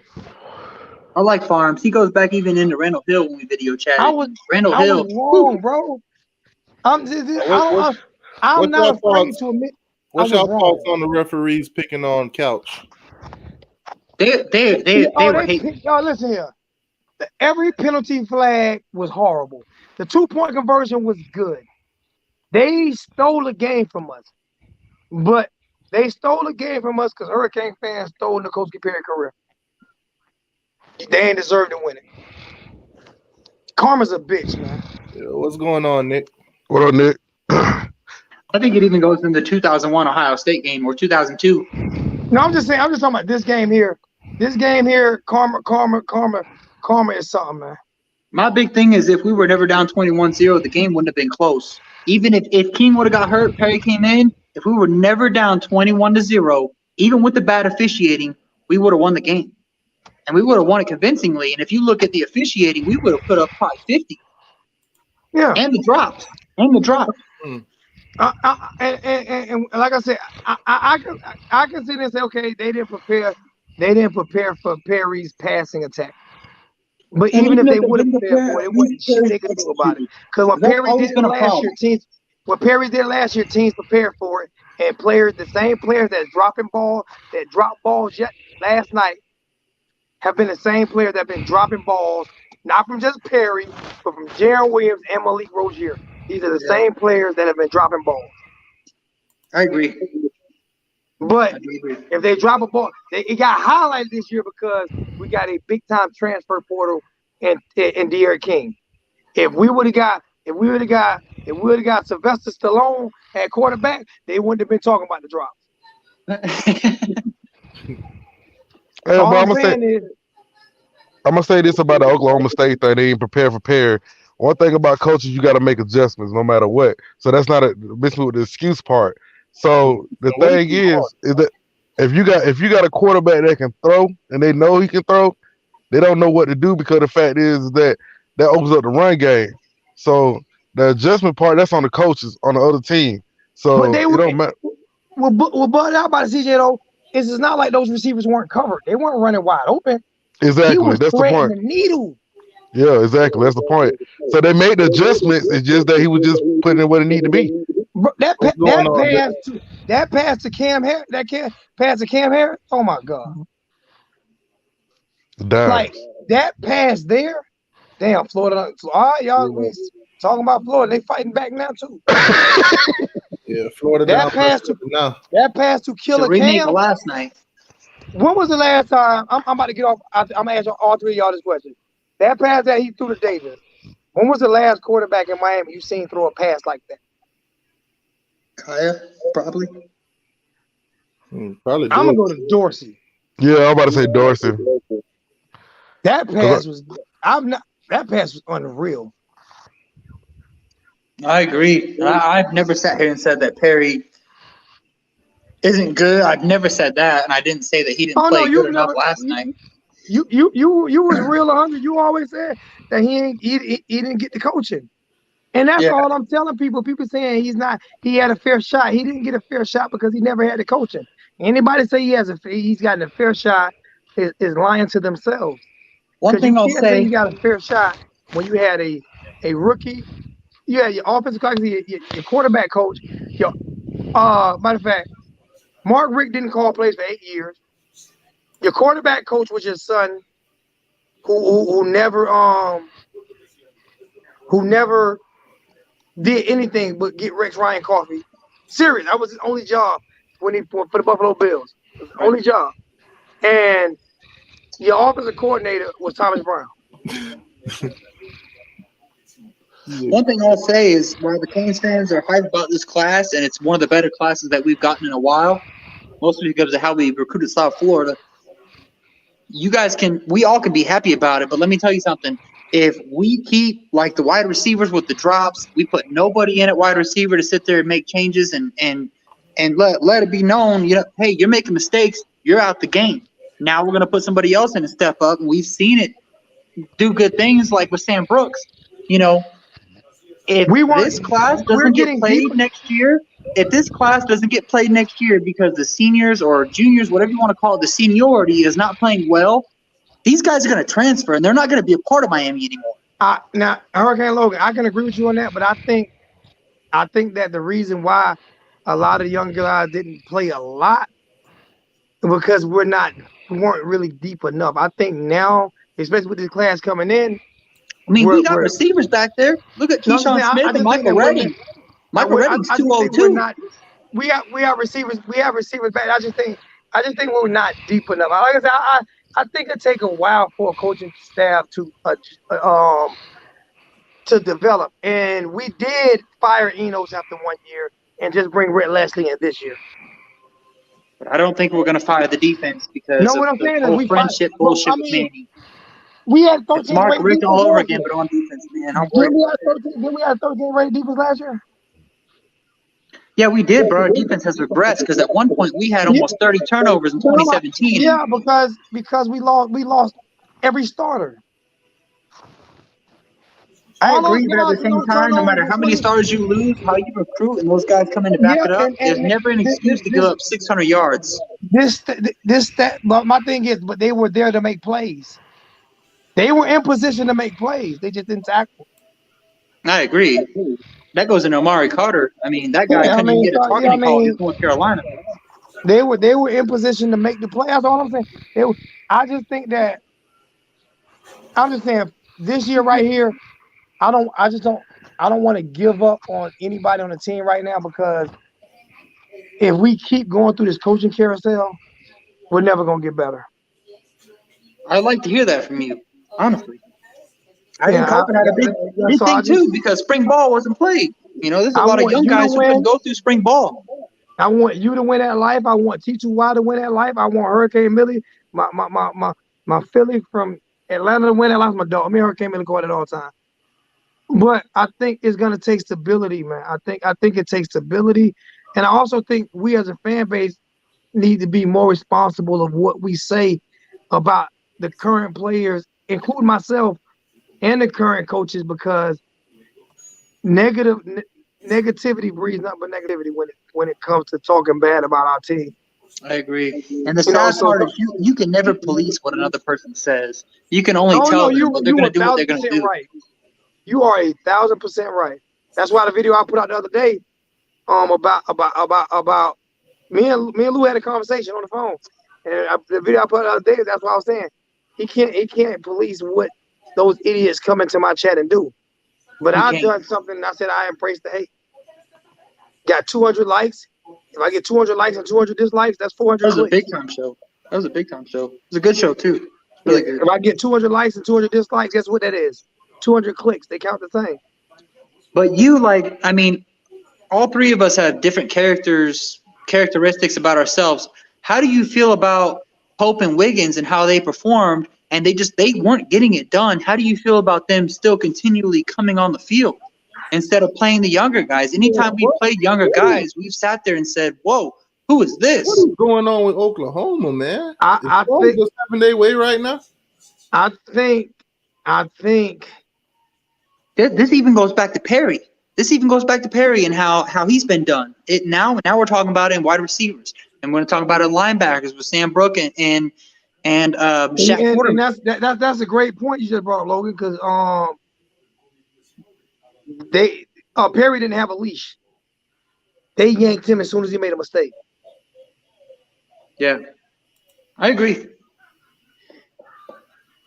I'll tell you what. You put Perry in King's situation this year. We had a lot of 3-and-outs, right? We had a lot of 3-and-outs this year, right? And I'm not blaming King at all for these 3-and-outs. I'm not. Not as much as last year, at least. I mean, our third down conversion. We had a lot of 3-and-outs this year. We had a lot of 3-and-outs. I'm not blaming King at all. But just imagine if Perry was the quarterback with those 3-and-outs. Yeah, I mean, I think the offense has progressed well this year because obviously the red zone is very similar, but I think when it comes to sacks and third down conversion, it's night and day. Even yards per game and scoring is better. No, red zone, we're horrible. If it wasn't a field goal, we'd be terrible. If it wasn't a field goal, we'd be terrible. Western actually, Opalaka 74 put that. If it wasn't field goal, we'd be terrible. Actually, I agree, but there's more to. Obviously, at the end of the day, scoring is what you want to do. But our offense has been better because of third down conversions and less sacks. Yeah, I mean, last year we were last in sacks in the country. We were last. But we got it. But scoring is about the same. I agree. And only thing I'm saying is, if that was Perry with those 3-and-outs, even though it wasn't King's fault, they would have made it Perry's fault. Yeah, I mean that just comes with the fan base, man. You've seen some crazy. I don't know if you've been on Twitter, Zoe. I know T2I has, but some of the stuff you see on Twitter, like if it were me, right? We're all different. We have just different styles of life. If it were me, I wouldn't really allow my players much time on social media. I wouldn't, and that's just how I would carry my team. Me as a leader. I don't think you can stop it though. As soon as the game ended, DJ Ivy was already on Twitter. They get cell phones, and now they shouldn't be on Twitter like that. But as soon as the game ended, he was like, he asked for it because he got beat all game, and I did not sit there and give him any negativity. I had my own opinions, and I'll keep it to myself. I made a phone call. Yeah, I made a phone call, and I made a phone call. you have to control your emotions. You do, man, because you get ignorant fans. You get people who say the craziest stuff. You And get like some crazy stuff. when you open yourself up to it, like I do, this is why I don't get mad when people come at me when I go at them. Me and Hurricane Millie argue all the time. That's why I don't get mad when people come at me. But when you open yourself up to blatant shit, then you get what you opened yourself up to. You know what I'm saying? It's true. For the most and part, like DJ Ivy to sit there and come on, I mean, he tweeted it probably, I think it was like 2 minutes after the game was over. He had a bad game and he asked for it. And I'm not saying he deserved it, but just fans are fans. And some of them just do stupid stuff. You should never tag players and tag recruits. If you have your opinion, speak it and be professional or just respectful about it, you know, because you're just a fan, you know. It's just so funny to me, though, because when I go to the games, all these fans that talk all that shit on, I've seen a bunch of them that talk shit on Facebook and on Twitter. They doing their best to get a hug with any of the players. Yeah, anything to get a pair of gloves. That's what they do, man. Anything. And I like I said, I owe it. I don't owe it to the fan base. I owe it to the University of Miami to be a little bit better, a little bit more patient. And I can say that because, like I say, I'm a 7-year season ticket holder. Yeah. I tell people this here, put your money with your mouth is. If you want to complain about the coaching staff and all this stuff here, you want to say this person need to be fired, that person need to be fired, then put your money with your mouth. I agree. Put your money. I agree, man. I just think my personal opinion is never tag players or recruits. If you have your own opinion, for the most part. No, right. But what I'm saying is never tag players, never tag recruits. That's the first thing. Second thing is if you have your own opinion, be respectful about it. Be respectful about it. Seriously, that's all you got to do. But some of the stuff, even on Twitter, you know, with the whole Terence Lewis stuff, I know y'all been seeing that. If you haven't, you need to go look at it because I made a joke today. I said Terence Lewis, his top 2 right now is Miami and Maryland. And I made a joke and I said he's going to take the Miami hat and flip it and pull out a Tennessee sticker. It was just a joke, you know, and I wasn't negative about it, but, you know, it's just that is what it is. You got to think about this here, Hurricane Logan. You have kind of a reputation like I have. So anything that you say, anything that you say is going to get scrutinized. I earned my reputation though, so I can't back away from it. I earned it, and I'm so glad I'm different from everybody. I'm glad I'm different. I embrace. That's why I say I embrace the hate now. I embrace being different because I refuse to agree with somebody just to agree with them, to get them to like me. Yeah, to satisfy things. So I refuse. That goes into Twitter too with Marshall and Roman and the Orange Bowl boys. You know, there's nothing wrong with disagreeing with those guys and having your own opinion, but when you do, you get scrutinized for it. Yeah, that's why I don't there's go. Nothing wrong with that. That's why I don't go. That's why I have my own platform. I don't need nobody platform in order for me to do me. Nobody platform. You see, I mean, Hurricane, who have you ever seen me team up with that's already established? Ever? I think that's it. I don't. But I got a desktop being built right now. And 2021, Hurricane Logan's going to be on YouTube. I ain't trying to shout myself out on T2Y's platform, but I got a badass desktop being built. You are anyway. I tell Hurricane Logan to be like, listen, man. Feel free but my platform is going to be built. Hold on. My platform is going to be built on inviting you guys there. Y'all are what started this. Y'all are what keep us going. I want my family around me. I don't want to sit there and be selfish. I'm doing something different. Me and Charles Farms, we're going to start taking kind of the street route. We do a lot of more high school football. We actually going to show training film on the channel. Way more high school football and doing all the spring games and stuff like that. And no, I will not, and I'm saying it, I will not record another spring game live and show it. I did it 4 years in a row and made $10. I ain't doing it no more. I ain't holding that camera no more. I did it 4 years in a row. Logan, you seen it? Had 3,000-4,000 people in the chat. Hey, y'all chill out with that dislike, man. Yeah, chill, man. Chill, man. Like, Don't worry about this. Y'all gotta understand, man. Everybody has their opinions. Zoe, for real, they brought the dislikes over here. Yeah, y'all need to chill, man. Let me get off then. Don't get off. Don't get off, Zoe. I'm out, bro. I'm not. Listen, man. I'm not. I got over 200 likes and 20 dislikes on my last show. The show I just did right now, go look at it. I got right at 200 likes and 19 dislikes. I embrace the hate. You don't have to. Well, embrace it right now and stay on. Don't worry about that. Love you guys, man. Do your thing, man. I'm good. Y'all do y'all thing, man. I'll rock. I'm gonna rock out. All right. CJ got a first down. What was that? A first down? CJ, the link in the chat.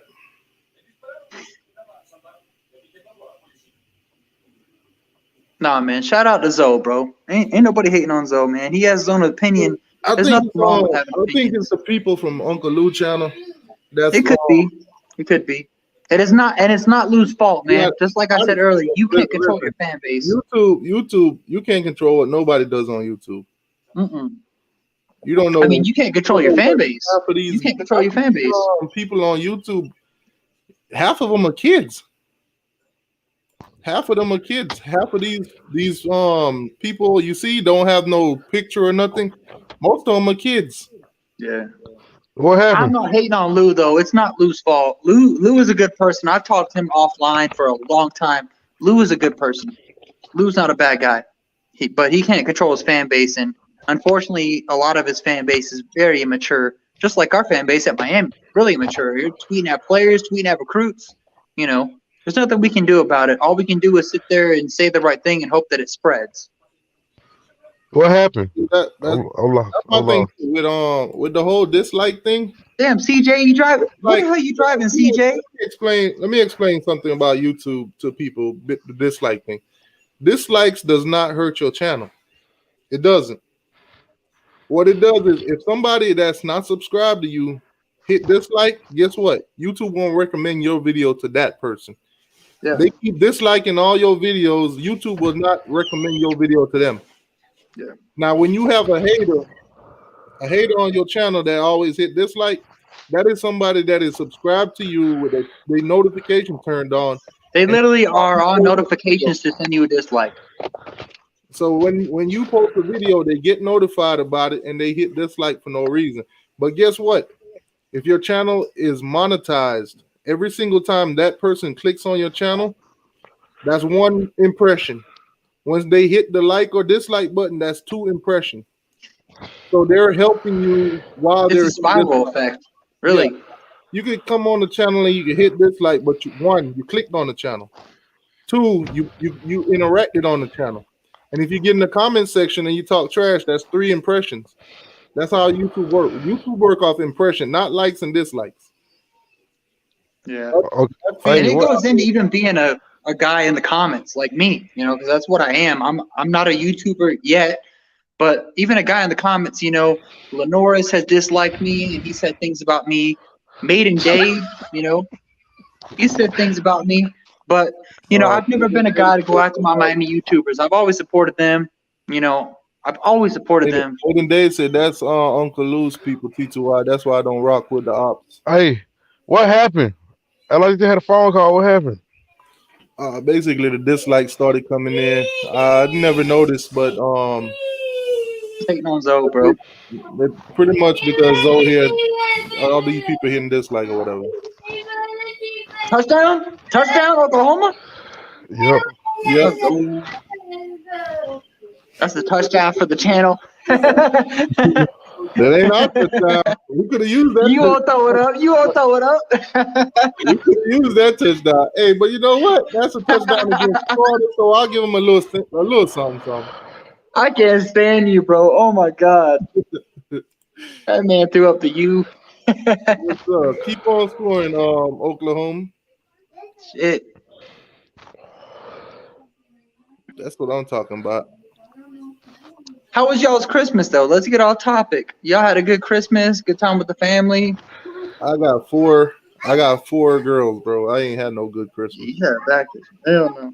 I don't have kids. Girls? I don't get presents. Yeah, CJ, I got a shirt on, CJ. You ain't got.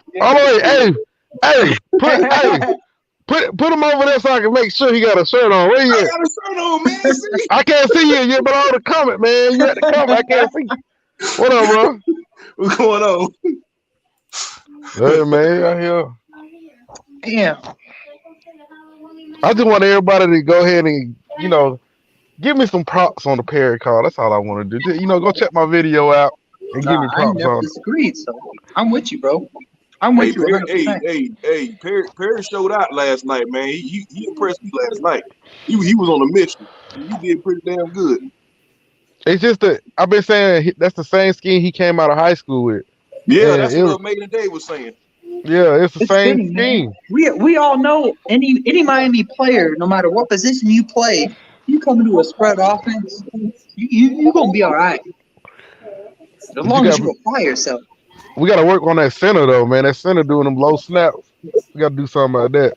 I think it's because he was used to snapping the king. His king shorter. I think that was the issue. Hey, Maiden Day, much love, bro, and no disrespect, bro. Appreciate it. But yeah, we had too many drop passes, man. We had at least 2 drop passes for a touchdown. Easy. Yeah. T2Y, if you don't mind, what's going on, boss? Basically, we talking about the Cheez It Bowl, what went down with Miami, Nicosi Perry, referees, and we keeping an eye on the Florida Gators game also. Pope, what up? I'm a dog. Hey, T2Y, if you don't mind, I saw a couple comments about me. Hey, man, if I can acknowledge it, I love what I do. I love my Miami Hurricanes. I love my YouTubers. You guys work your ass off, and y'all do a great job. Really, you do. All the way down to Alonzo, anybody, Coop, Junior the Big Dog, everybody. I respect you guys. I love y'all, and I'm always be here for y'all. So, Appreciate that, boss. For real, man. If y'all ever need something, y'all can hit me up. I know that sometimes there's some disagreements and things, but hold on, Logan. Got a $10 donation from Chugmo Beer. He said, "Hello T2Y, wishing everyone a happy New Year. Hope the new year brings you health and prosperity. Keep up the great work. Let's go Canes. Let's go Canes, boss. Thank you for that. Appreciate that $10, boss." One thing I will say is when we lost against North Carolina, and all them asshole trolls from Lou's page, not that it's his fault, but y'all motherfuckers blame me. And I woke up in my bed, and dudes were like, "Yo, you see what's going on?" I'm like, "What?" And I got bombarded by that. Norman, thank you for the $10 donation, boss. He said, "How's everybody doing?" I'm doing pretty good. How about y'all? Chilling, like a villain. Good, man. I'm blessed, man. I'm blessed. Look at the garage. I'm blessed. That's a touchdown for the channel. Thank you. I really appreciate that, boss. That's another drop ball that could have been a touchdown. Oh, man. We're trying to forget about that. Bro, if T2Y would have said that's a drop touchdown, I'd probably unfollow his ass. I'd be like, "Damn, bro, don't be doing that to me." That's the touchdown, but D Wig had it, so never mind.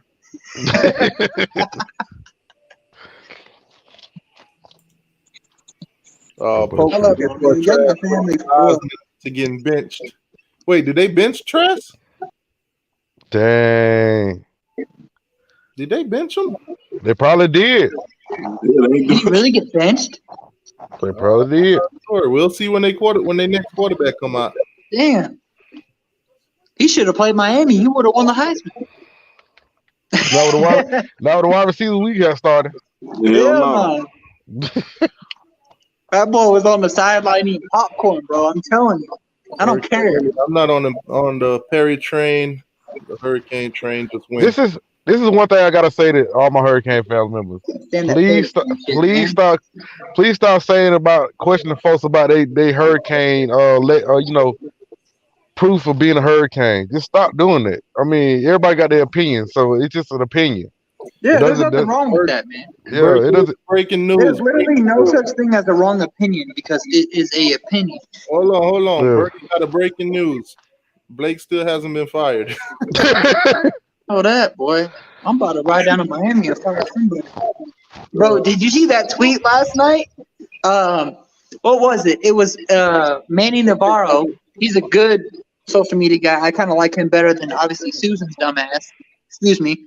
But Manny Navarro, he tweeted something like, he tweeted some stats and he's like, blame Blake or blame him.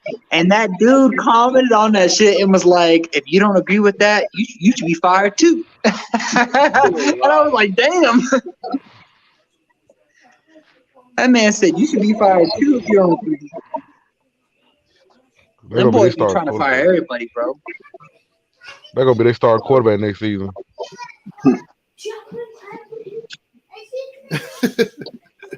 Baltimore Ravens says D. Wiggins, Mark Pope should not be able to ride the bus. Yeah, bro. If it's me, I'm putting a bag of steak on the back and saying, you better chase that steak. We finna call you guys an Uber, man. But you know they're gonna be. We can't blame it all on the wide receivers, man, because the defense, man, they had all them damn penalties. Them pass interference call, that was killing us too. On defense.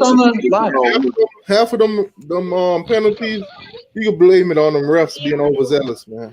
Hey, that one when we had. Who's on live with us? I can't see it. He tipped that damn ball, man.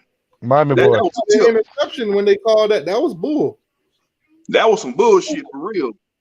Ball already been tipped, everything. Come on, man.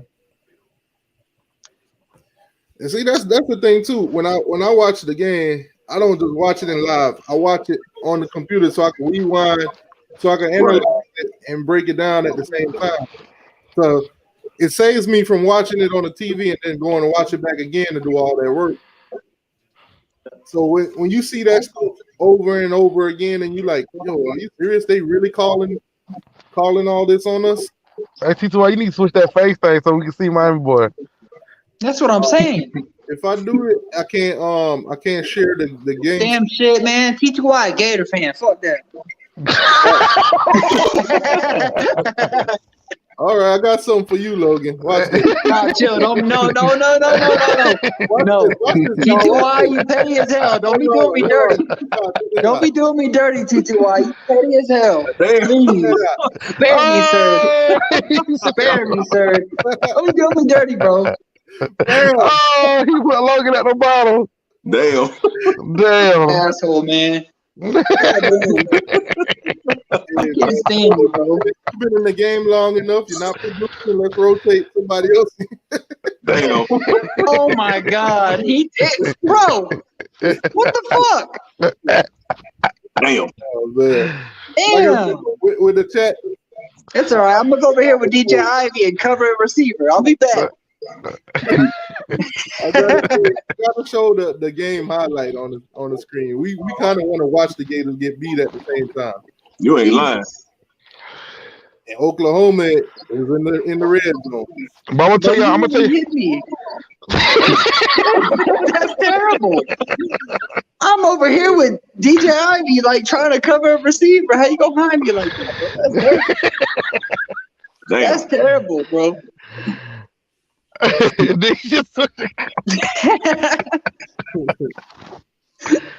Well, I'm gonna tell y'all what's gonna happen next season. Manny gonna start the same receivers, bro. He gonna start the same receivers. I'm gonna kick the hell out of Manny if he does that. I swear to God. He been doing it for the past 3 seasons, so he gonna do. I'm gonna do something different this season. Man, we're gonna have a chance against Bama next season, man. Damn, y'all really got me covered up by Oklahoma and Florida. This shit pissing me off. What the hell? I don't want to sit there, bro.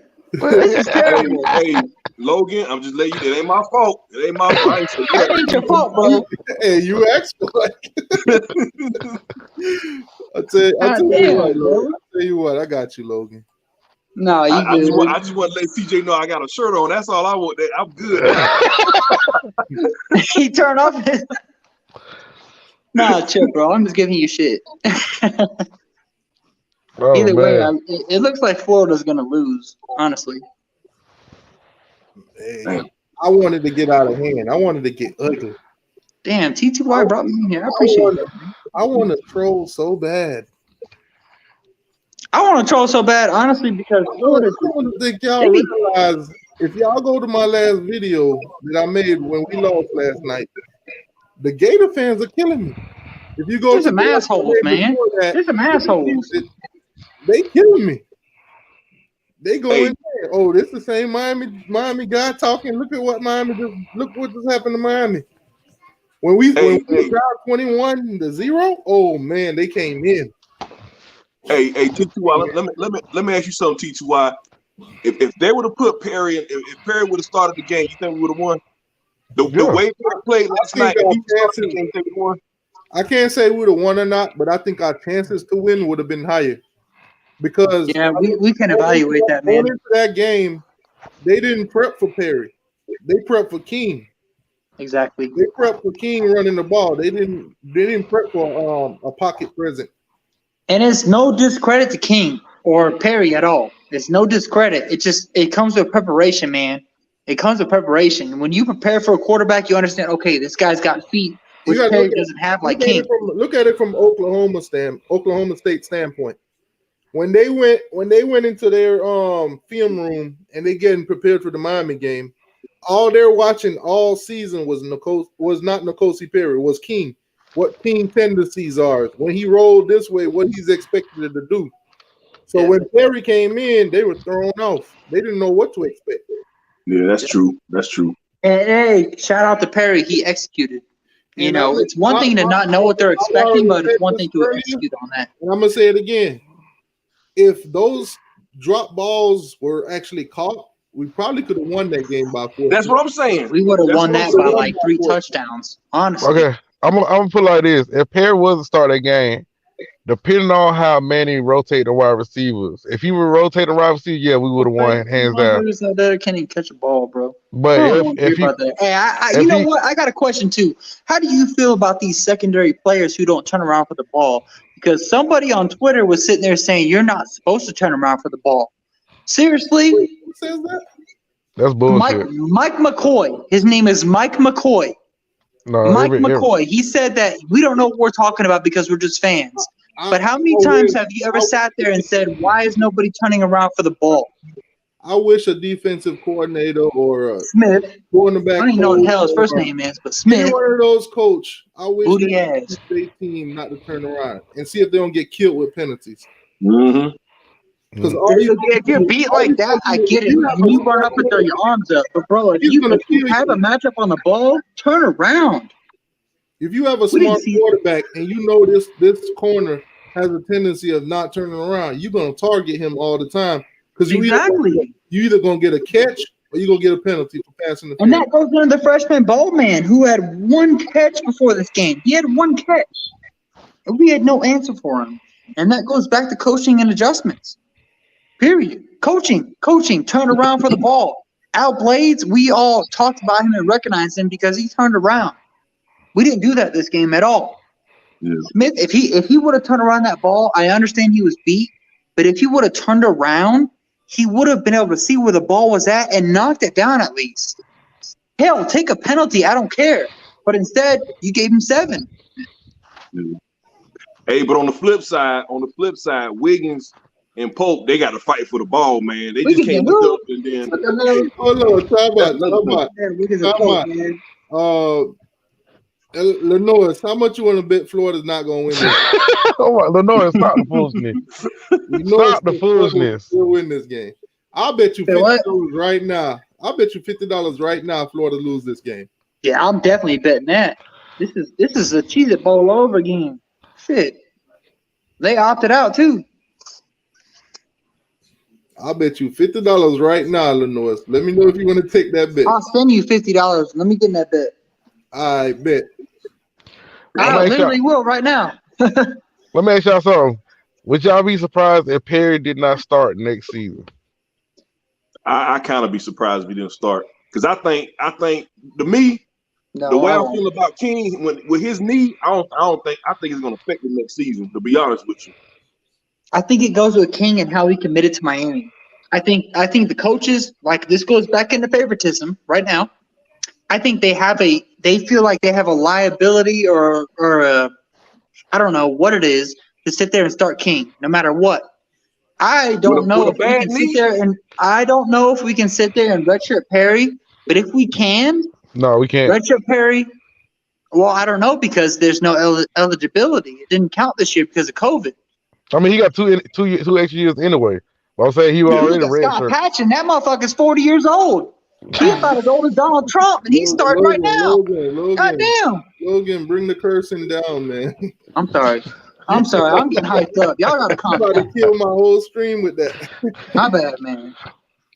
Okay, but let's say King he start, but his performance ain't up to par with his knee. You know they're gonna put. I think they're gonna put Perry in. Perry gonna be the next man. That's just the way I feel, man. Because King, man, it's just with that knee, man. I don't know. And then I know he ain't gonna be trying to run the ball again.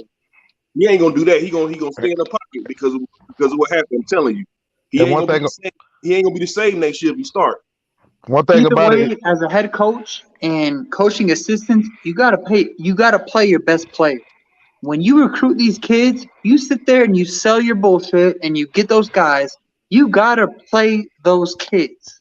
Period. And if you don't do it, it's a discredit to them. And that's what it was last night. Last night, our wide receiver core was a discredit to Perry because he played his butt off. Excuse my language, right? He played his butt off, man, and he deserved better. You got to play the best man. And if you don't do that, then you're going to get scrutinized like we're doing now. I'm going to tell you two options off of favoritism for Manny Diaz. One, Perry will start, but he's going to get yanked when he start messing up. And going to put in Tyler Van Dyke or Matacho or something like that. The second option, if King come back, I'm for real. I'm like talking or whatever his name is. Matoka. Come on, man. Matoka. Yeah, his name. So, and then the second option is, okay, he going to come in. If King is healthy enough, they're going to make it where they're going to start King. But if that leg start bothering him more, they still gonna skip him. That injury that King has right now, that's the same knee that he had surgery on back in 2018. Exactly. So he won't be coming back to start in the beginning of the season. It's gonna take him at least 9 months. Bro, with how Perry, honestly, can I say something? With how Perry has performed when he's been throwing these games. Hold on. What Norman says, King will not be ready for the start of 2021. Perry has a great opportunity. He does. That's what I'm saying. I think Perry can come in and easily shred Alabama's defense. I do. Hold on. The impression that Perry put on the fans yesterday, a lot of fans are back in his corner. That's annoying. The job is up to him to get, basically. You got Garcia coming in. You got Tyler Van Dyke also. Keep in mind, in Matoka. And I don't know the deal with Tate Martell if y'all want to throw his name in there too. Oh man, don't say no. But he's still there. His goddamn Cardi B on our damn team. Get him off of here. He's a wasted scholarship. I don't care. So at the end of the day, it's Perry's job. It's up to him if he keep it. That's all I'm saying. If they don't show no favoritism to anybody and it's a fair competition, the job is for Perry, and it's up to him to lose it.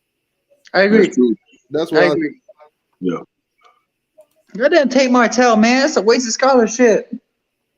Good Lord. Say how many times Manny got to show y'all he don't mess with Perry before y'all stop asking for Perry.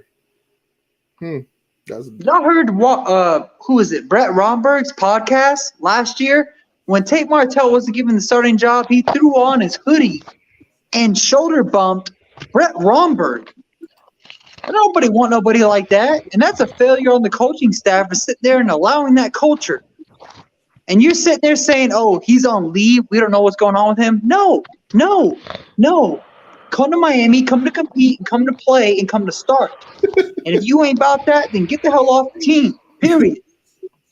Oh, man. Nobody want that damn diva on here. That's how I feel about T2. Much respect wherever he goes, but T2 is just playing the game. He's gonna do the same thing that linebacker that went to Oregon. What was his name? Judge Juno say it's too early to start King against Bama, even if he is healthy. Yeah, once he get that injury taken care of, he's gonna have to rehab and everything. So exactly, it ain't gonna be the same motion. He gonna have that's what I just said. That's what I just said. That's why I say he need to go ahead and be a wide receiver running back. I've been saying that all season. I just feel like that. And that's my opinion. I mean, we did that goofy fucking reverse, right? And it went right back to King. We could have used that man in pass. We could have. This is what Red That man Lash had should have more did. receiving yards than like 3 receivers that he targeted that night. Exactly. That what. But I said it like this: Red Lash should have used King and those schemes to get him the ball at wide receiver more or running back plays or something like that, and let Perry be the quarterback. That's how they should have had some packages like that. They should have had some kind of package. Yeah, that's true. I agree. CJ, hey, but I agree. But I agree with CJ. I think they should start Perry next season until it's his job to lose. I agree with that. But can we talk about the staff? Why are you wasting a scholar on Tate? Tate has done nothing for us. He been getting some fresh water. Do you understand what you do? Miami and any college is a lot of 25 scholarships a year. Why are you wasting it on Tate? It's no hate on him, but you're not it. You're not it in any level. I swear I thought that dude was going to T2. I said something the other week. I'm like, what? He's still there? Jaron Williams went to this season, but he ain't out of Miami completely. Jaron Williams went to USF and he's doing something. Lee, Tate. Tate Martell up out of here. Go somewhere else, bro. Tate Martell's Orange and Green Blood's favorite player.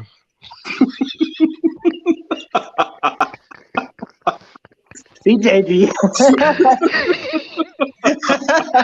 Orange and Green Blood, that's his favorite player. Y'all don't be talking about Orange and Green Blood favorite player now. He ain't here to defend him. Hey, T2Y, man, take my damn video off. Come back in here. You make me feel this is not my show. I feel bad, bro. Like, man. Hey, you wanted it. Hey, Logan, you wanted it, man. You wanted it. I wanted it, but throw me behind Florida and Oklahoma. Oh man! Come on, T2Y. There's no range for me to do that. It's either y'all be on the screen or nobody. I'm gonna hang up and call back in. The only other option for it is this one. Oh, hell no. Get that hell off the screen, man.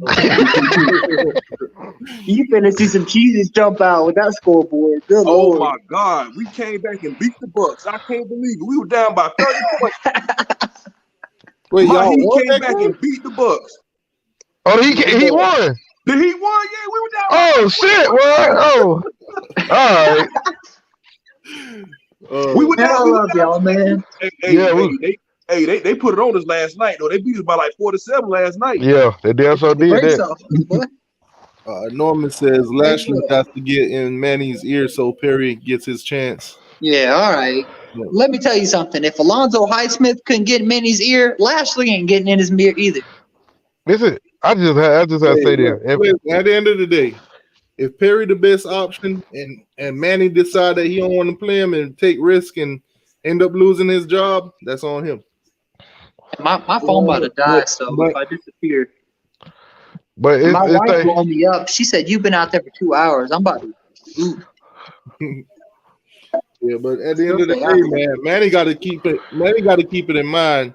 You can't keep this job is not something personal. You got to play the best player, and if the fans can see it and everybody can see it, even the players in practice can see it, then you just got a personal issue with Perry. It's gonna come to light. Logan's made it there. It's gonna be the same shit. I've been saying that. This is one thing I'll say right now.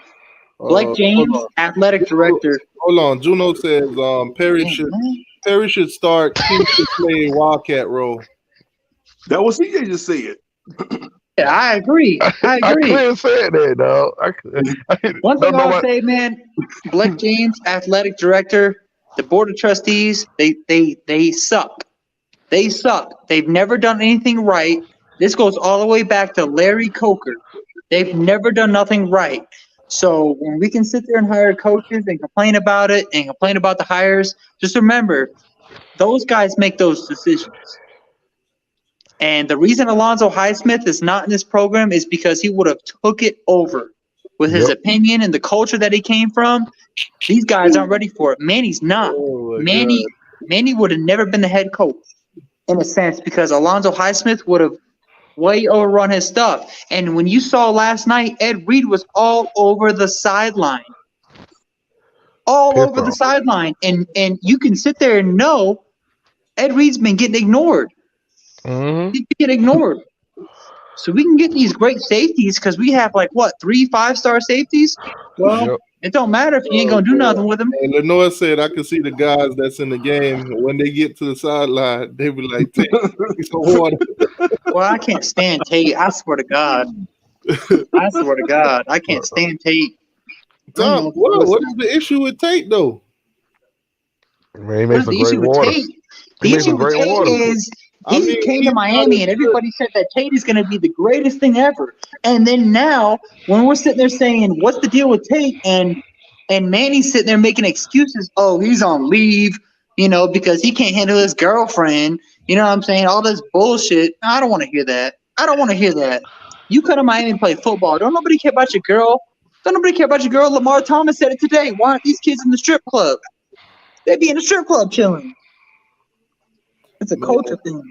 I just thought Tate was gone. That's all I see. I mean, don't nobody bring a transfer because you sad about your girlfriend, bro. At the end of the day, Tate came down. He didn't outbeat the other guys, but we can't. You're damn right. He couldn't even beat out Matoka. We can't, bash him, and then it just is what it is. I ain't bashing him, but he booty. Hey! Didn't Manny put him at like a slot receiver? He was playing receiver, wasn't it? For a few games? And they ain't never threw one ball his way. Yeah. Not at all. He was a distraction. He came out there and threw balls. And dropped the most balls in the ACC. The only time I seen him actually came in at wide receiver was the LA Tech game. And that was for 2 drives that went nowhere. And he was running around in circles. And I was like, oh, yeah. Yep. Nope. But see, that'd be a great thing for the Alabama game. Like if King can make it back by then, which I don't know, that'd be a great distraction for Alabama to pay attention to him. They might That's my question too with Tate, and I really want you guys' opinion. Hold up, real quick. How do you guys feel about T2 and how he's carrying this offseason? We don't know if he's going to commit, but how do you feel about how he's carried everything and then Tate? Like comparing him to Tate. Do you guys feel like he's a hurricane and he needs to be here, or? Okay, so I want to hear that opinion on you guys. The story with T2. Do you know the backstory with him? Why have Alabama, Clemson, and all those other schools not going after him? Have you heard the behind the scenes stories? No. Throwing desks at a teacher, stuff like that. No, I've not. I know about that. Okay, so that's why you see he's the number one linebacker, but nobody's going after him. The Alabamas of the world, the Clemson of the world, those guys, they're not going after him. And that's why Miami backed off of him for so long. Mm-hmm. That's why Miami's not pushing to get him. This dude is 5-star. This dude is the number one guy in Florida when it comes to linebacker. And nobody wants him. It's a behind-the-scene thing that you got to accept when you get him. Yeah, he's gonna catch it. Yeah, he'll catch Casey come down in Miami. Will he be a in the locker room? Will his temper get the best of him?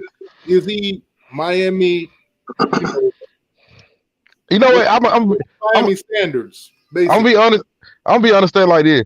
I like players like that because they gonna be them dogs, but at the same time, they still gonna be the damn dog off the field and get fucked up where they can't play. Yeah, I put it like that. Yeah, I agree. 100%. I agree, and I honestly, in my evaluations, I feel like T2 is the Tate Martell of the linebacker for Miami. Obviously there's always growing up and development to do, but I don't know, man. If you're committed to Miami, you're committed. When you look at the wide receiver core and a lot of the recruits that we got, they were all Miami, and there was no question about it. We never had to sit there and say, yo, I don't know. But right now, I just feel like T2 is not that guy, and I'd love to land him, and I hope he can develop under Miami. But man, it's That and I don't.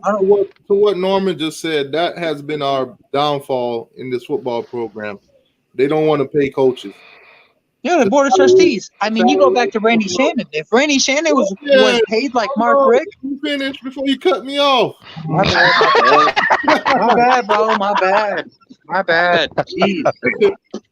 Basically, man, that's why top name coaches are never looking at Miami, because the pay compared to other schools is nothing. You got Manny Diaz that's probably making, I think Manny's making what, like $3 million a year, something like that. You know his defensive coordinators ain't getting nothing close to that. And you got guys that goes to other schools like Michigan and Ohio State and all that stuff. Most of those defensive coordinators are probably making $3 million, making what Manny's making as a head coach. So that's why we can't really get the great coaches that we want. That's why we got settled for Blake Baker from LA Tech, stuff like that. Reed Lashley from SMU. That's why. Basically, we can't afford to fire Blake Baker. We can afford to fire him, but we can't. They're just greedy. His replacement is not going to be that much of a greater deal. Yeah. We can't afford to fire Blake Baker. They're just greedy. You know it's between money and friendships. If Manny decide that he's going to fire Blake Baker, he's going to have to man up and take over the role as defensive coordinator. Because I mean, a lot of head coaches do that. Okay, so with that, if we ain't got the money to pay these top coaches, wouldn't it kind of make sense to hire some alumni coach, like players that kind of know what they're doing, and we can't pay nobody? At least we get some kind of build strategy out of that. I can say something on that. Our university, this is the saddest part about Miami. Miami was built all the way from the money perspective and how Miami came about. It was built on our former players and our football team. They don't care about Joaquin Gonzalez. He's literally said it. Brett Romberg, he went live on a podcast and said that the only time he gets invited back to the university is for older players to sit there and donate and give money to it. They don't care about our older players. Lamar Thomas just said he's coming back to Miami. He'd love to help, but he says they don't want him around the program. Yeah, that's true. That's the board of trustees and that's the athletic director, period. And that's terrible. I'd love to have Lamar Thomas. I ain't got no hate on our what is it, Likens? Likens has recruited well. Lenore said he need to be making $900,000. Yeah, I'm talking to Manny. I agree. But I always say we need to get rid of the athletic director because he brings in coaches for the wrong reason. Man. Yeah, he don't bring in the right coaches, man. For them to get rid of. Football wise, he don't put money into the program at all. Overall, for the university, for the health program and all that, the amount of money that he brings in, they won't get rid of him. He's already got an extension. I just think it's selfish, man. This university started because of our football team and what these older guys did, and to sit there and just see our older guys get turned down, it's disappointing, man. Like Lamar Thomas, I literally read tweets that said he wants to come in and help, but he's not been invited and he's not welcome. That's insulting. It's Lamar Thomas. Our receivers, those drops that game, that's a big problem. And he's not even welcome around the program. That's disrespectful.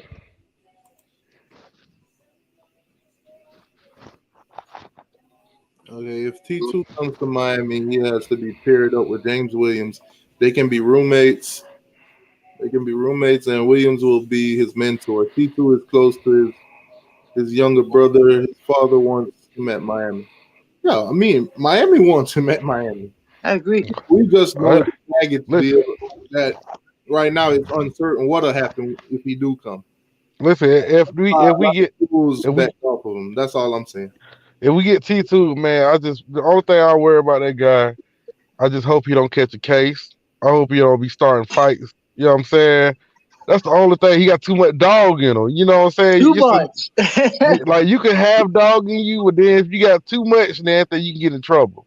And it's been a while since you get a dog like that. Yeah. He's really dead.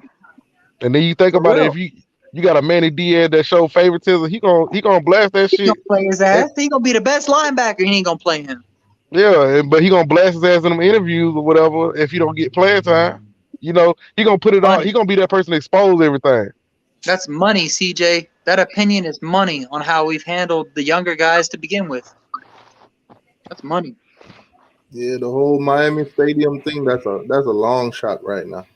Yeah. What the hell? We want to talk about their own stadium, man. Were you at Hard Rock against Notre Dame in 2017? My whole question is why did we take the Adidas contract if we don't have enough money to put into the coaching staff? Boy. Yeah. Well, the Adidas money brought in some, great facilities, upgrade the facilities. That's all it really did. I thought it was from donations though, from the like. That's why I don't try to dog Mark Ricks too much, because he did put money into it too, his own money. Oh yeah, that damn that practice facility. That's why that's why I stay away from the Mark Ricks thing all the time, because he put a lot of money into this program. This was a guy that actually had won. Well, he wasn't the starting quarterback, but he won a championship at Miami. Which the guy that I brought on, Kyle Vanderwyn, who played with Mark Ricks and Testaverde and all those guys. So, Mark Ricks put a lot of effort into the school. Mark Rick was a jump start. That's the best way to word it. He wasn't the fit for the future, but he was a jump start. So that's why when Mark Ricks take beatings, I stay away from it. Because at the end of the day, he wasn't all that great of a coach. But other than Mark Ricks, when have we had another 10-win season? I ain't talking about that. I'm talking about this damn Adidas contract. If we take this damn Adidas contract, why are we not putting that into getting a good coach? You got to look at it from a business standpoint, CJ. We love Nike. Nike did way better. But at the same time, the money that Adidas was willing to give us was 10 times better than what Nike would. Nike was slapping us in the face basically with what they was offering. Even then, Adidas is showing us love, man. So Adidas came in and donated all that money to the program, way more than what Nike was offering. As a business person, you got to take it. Yeah. At the end of the day, when you look back at Nike, Miami kind of helped made Nike. In a sense, yeah. When you thought about them Nike's uniforms and stuff, you thought about Miami. But at the end of the day, it's all about money. Think about it. You go to your job right now, they say, we got a promotion for you. We got 2 promotions for you. This one pays $10 million, that one pays 20. Well, which one you want?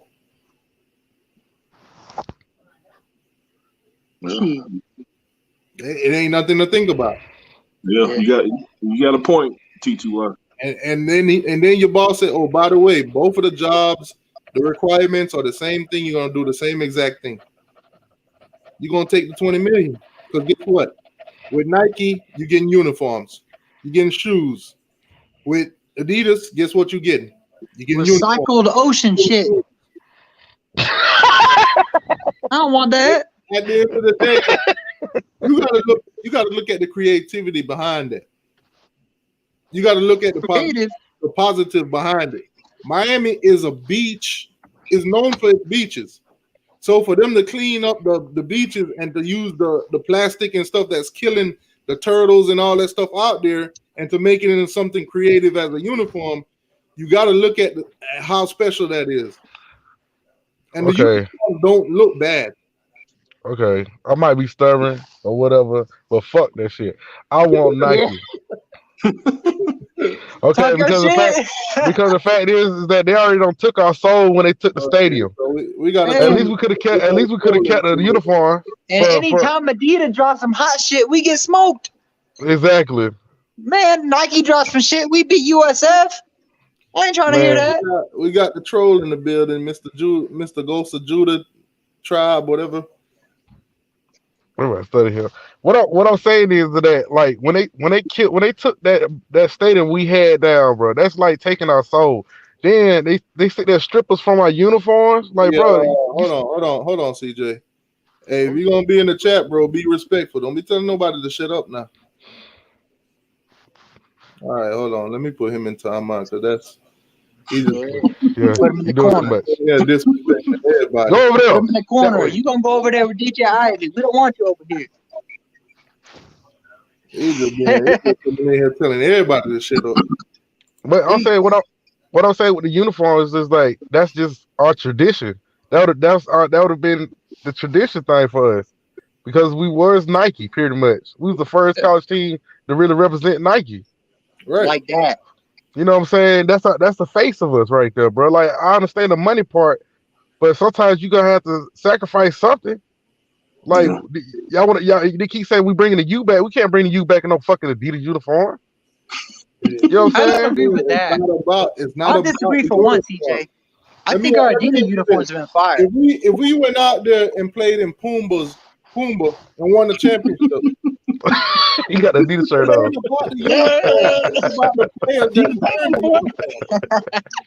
It's about the players that's wearing the uniform. The uniform ain't got nothing to do with it. I'm not saying I'm not I'm a Nike fan. I love the Nike jerseys way better than the Adidas one. I'm not saying way better than Adidas. I'm not saying Nike's give us no damn Power Ranger powers or nothing. But what I'm saying is, there's like how Alabama got the same. Like Alabama got the same kind of uniform they've been having for years. You know, like the tradition, bro.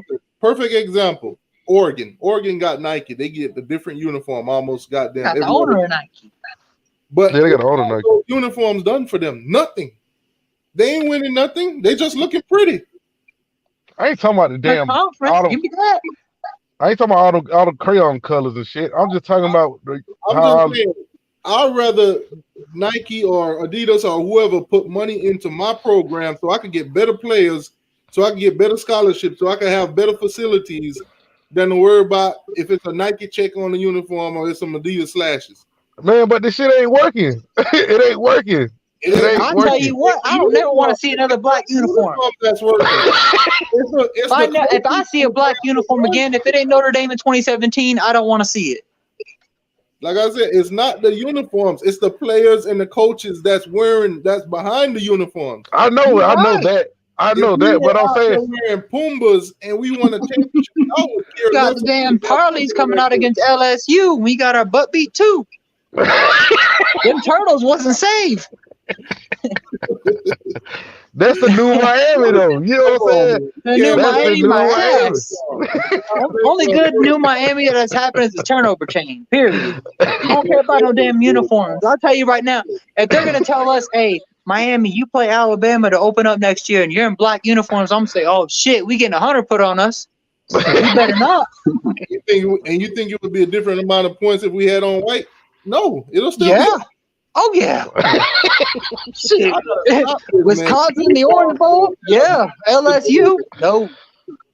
Hey, we did beat Virginia when we got them second parlay uniform. We did beat Virginia when I'm all white. You're right. Virginia was booty though. I tell you what, I've been to war and I got PTSD, but let them boys announce that we got a special uniform coming up. I'm scared. I don't want it. Come on, play ball, man. Those uniforms against North Carolina were dope. But I could care less about the uniform. If we go out there in some rags and we beating teams and we winning championship, guess what? I'm down for that. You right. I'm down for that. If we go out there and look perfect, look pretty, we got the best looking uniforms in the country and getting beat from left to right. Who cares about them uniforms? Like I said, I've seen Oregon come out there with the best looking uniforms all the time, every single year. The uniform don't make the team. The players do. The coaches do. Yeah, but Oregon got like 100 uniform combinations. We got one. We got one. We was all talking about Miami Knights. When they going to come out? Don't play them at 5 p.m. It's going to be hot. Yeah, don't play them against North Carolina because we're going to put up 700 yards. Lord have mercy. Let me ask you this. Before that game actually happened, did you not want them damn uniforms? No, hell no. I'll tell you what, if we would have brought those uniforms out against Duke, it wouldn't have been 48-0. We would have lost because we had on black uniforms. Maybe. You'd be surprised. You'd be surprised, man. New uniforms have never helped Miami. We gotta look at the past. Even against USF, we had a game-winning field goal. We celebrated against USF. We had nice-ass uniforms. All I'm saying, bro, give me some Pumbas in the championship. I'll take it. Hey, but you know what? We did. I think it was 2018. We blew out Carolina. We had on black uniforms when we played them in black. Remember that year? No, it was Virginia Tech. No, when we had the military style. It was the military style. We played Carolina. It was the same year we lost to LSU. We played Carolina. I think it was 2018, and we blew out Carolina. We had on all black because Romeo Finley, he had caught a touchdown. He caught an interception. You know what? And in 2020, we brought out some dope ass uniforms, and we had 800 yards on our ass. I'm just saying it ain't the uniform; it's the play. Exactly. Right. No, I'm not. No, wait, see, I'm missing the point. The point is that I ain't saying the uniforms make the team. What I'm saying is the face of the college. That's what I'm saying. Like tradition wise, like you know, you go. It's always a tradition. I agree. Yeah, you know what I'm saying? Right now, we don't have a tradition. It's just Adidas. Like, you right. Look at the Orange Bowl. I ain't gonna lie, too, man. As soon as they announced the Miami Orange Bowl, and now the Orange Bowl is gone. Guess what? The Nike jerseys are gone. We got to move on. Personally, with me, like when they said the Miami Knights were coming out against UNC, as soon as they said that, I was like hype. I was like, yo, those look dope. But at the same time, in the back of my mind, I was like, hey, God, it's me again. I want to talk to you real quick because this ain't it. This ain't it. And King came out. Everybody was looking fired. Silvera. But I was like, man, we getting the break speed off of us. I don't care about no damn uniform, man.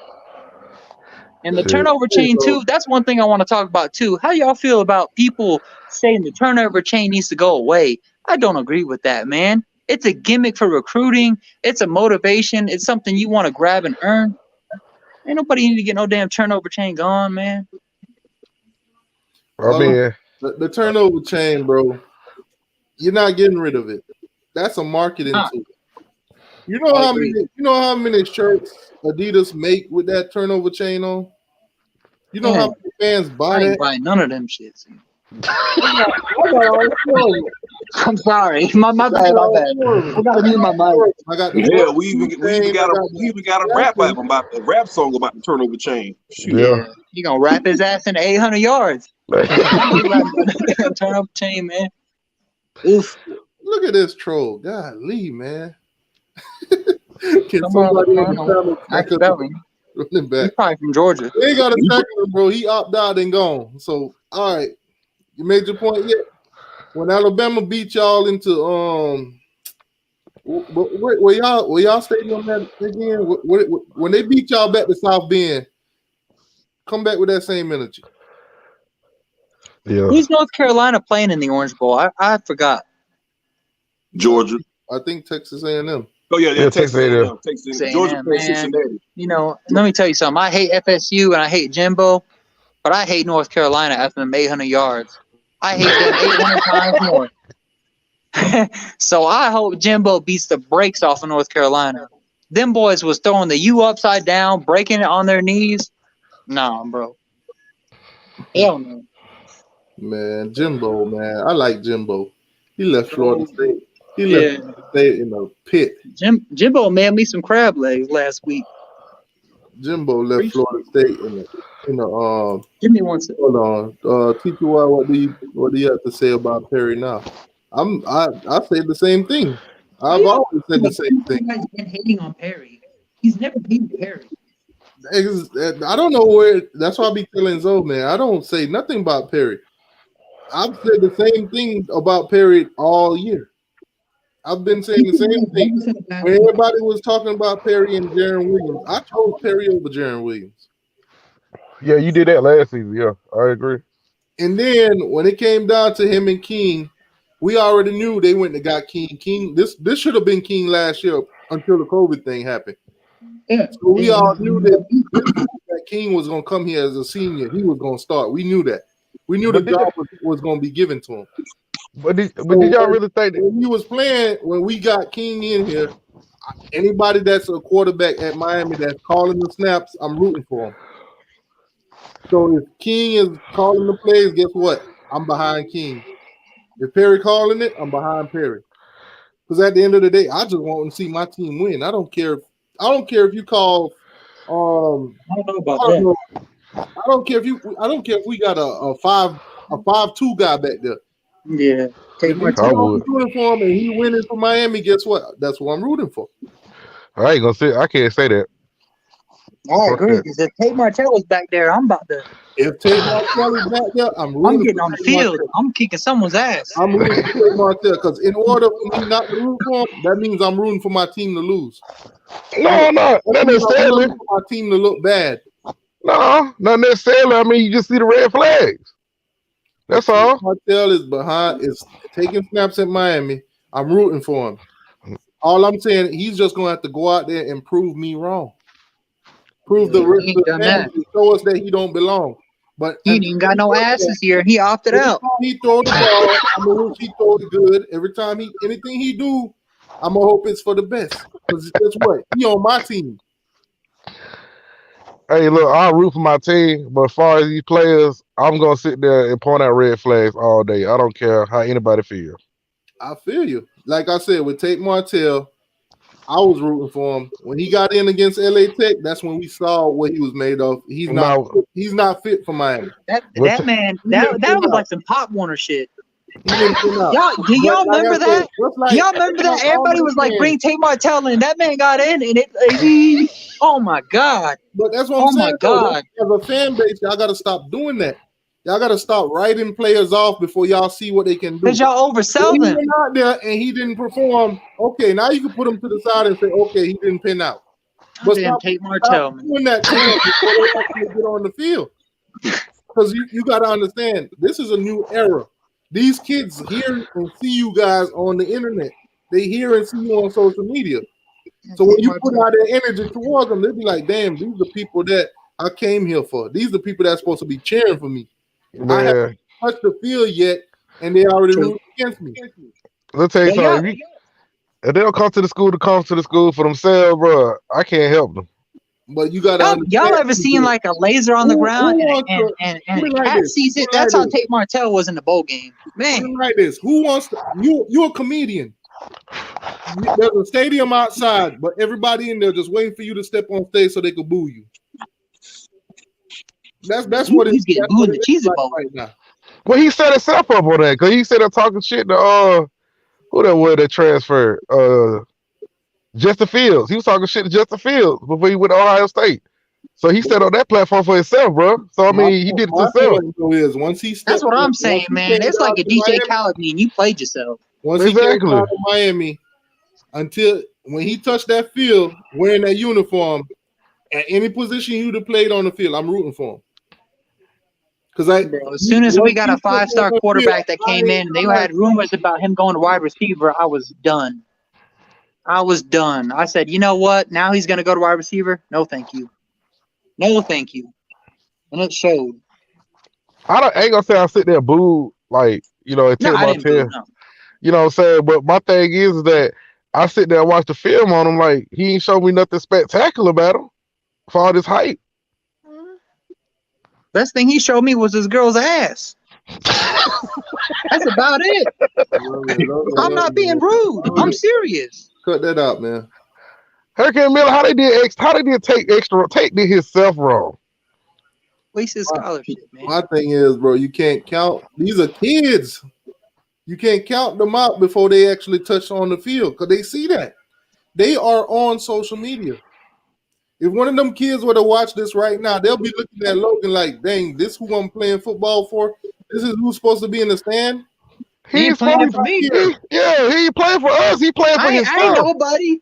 I'm literally just a statistic in the military. I ain't that special. Come on now. If there's no fans to play for, this university won't exist. Football-wise. Nobody ain't saying like that, T2. But the thing is, them players is coming to play so they can get to the NFL. That's their whole thing. We want to be realistic. Imagine them hopping on Alonzo's page. Good Lord. Why does half of the kids want to come when they know the fans are against them before they even touch the field? Who said they against them? Tate Martell was never original recruited by us, bro. He was a transfer. At the end of the day, but listen to this. Tate Martell came in. Did y'all give King? Did y'all give King the same energy that you gave Tate Martell? King's a transfer. No, because King was proven. I did, and King was a senior. I did. That's fine.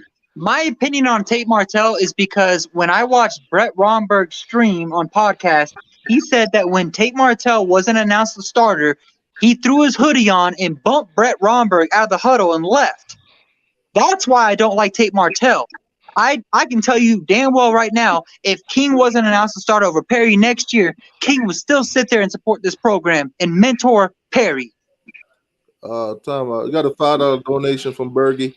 Everyone is still in my mollywop line now. I should get paid for this. Well, all I'm saying is that Tate came in. Tate came in with a lot of hype. Tate came in with a lot of hype. Okay. And so he started talking trash to another quarterback that transferred to a school that he leaving. That's number one for me. That's a red flag for me. Two, you got to prove yourself as far as why you coming to our school. Like, we already got quarterbacks on the roster, so you got to be doing something better than what they're doing. And when everybody said that all the quarterback was on the same level, that right there tell me, hey, you ain't no better than what we already got. What you just said is so.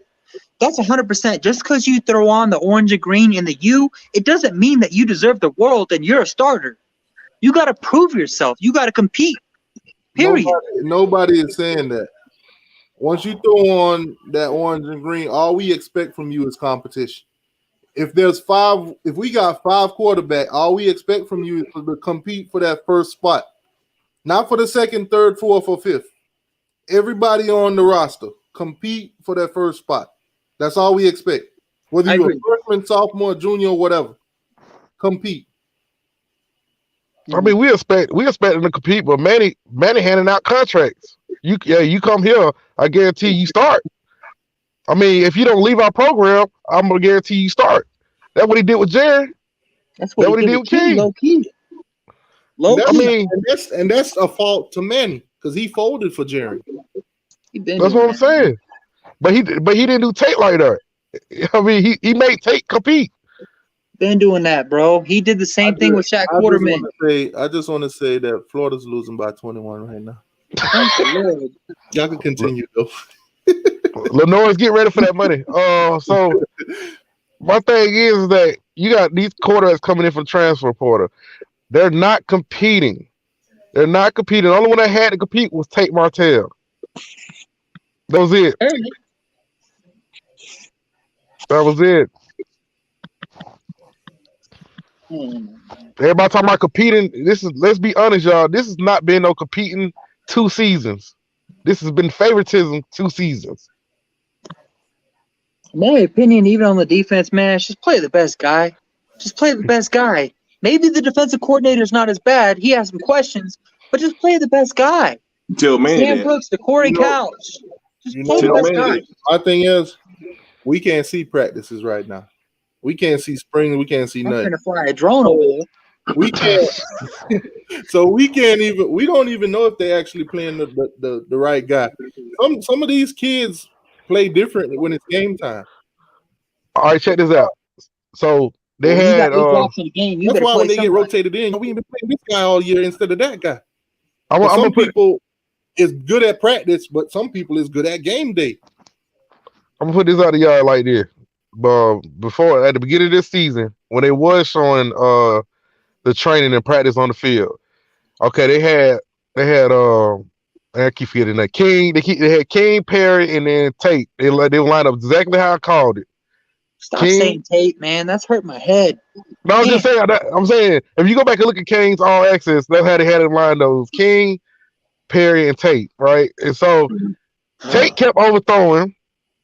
King was throwing it a little bit behind, and Perry was leading. And you can go watch the film yourself. He was leading the wide receiver to the spot. Tate threw 5 yards, and it was a duck. It was a duck. It looked like Sebastian went flying over the field. That's my point. Nobody want Tate up in here, man. James Walker said, "Bro, that's the only way King comes here if he was started." Exactly. You can't blame King for that. You think about it. Before the season started, 2020 was going to be his last season before the whole COVID thing. So if you were a senior quarterback, why would you want to go somewhere where you're not starting for your last? That's the gimmick Manny gave him. Exactly. King wasn't going to come, or King wasn't going to come here unless he knew he was going to start. Everybody that went after him gave him that option. So for Miami to land him, we had to give it to him. I'm not going to come here on my senior year not starting. Yeah. I'm about to waste my last season then. And that's why I said, stop talking about Tate, man. Y'all pissing me off. We should have offered a cheerleader a scholarship. Stop doing that. That's why. What did Tate do to you? He didn't do nothing. That's the whole thing. He didn't do a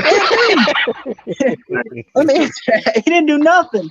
Hey, let me ask y'all this question: why did we stop getting track runners off of the track team to come on the football team to help out?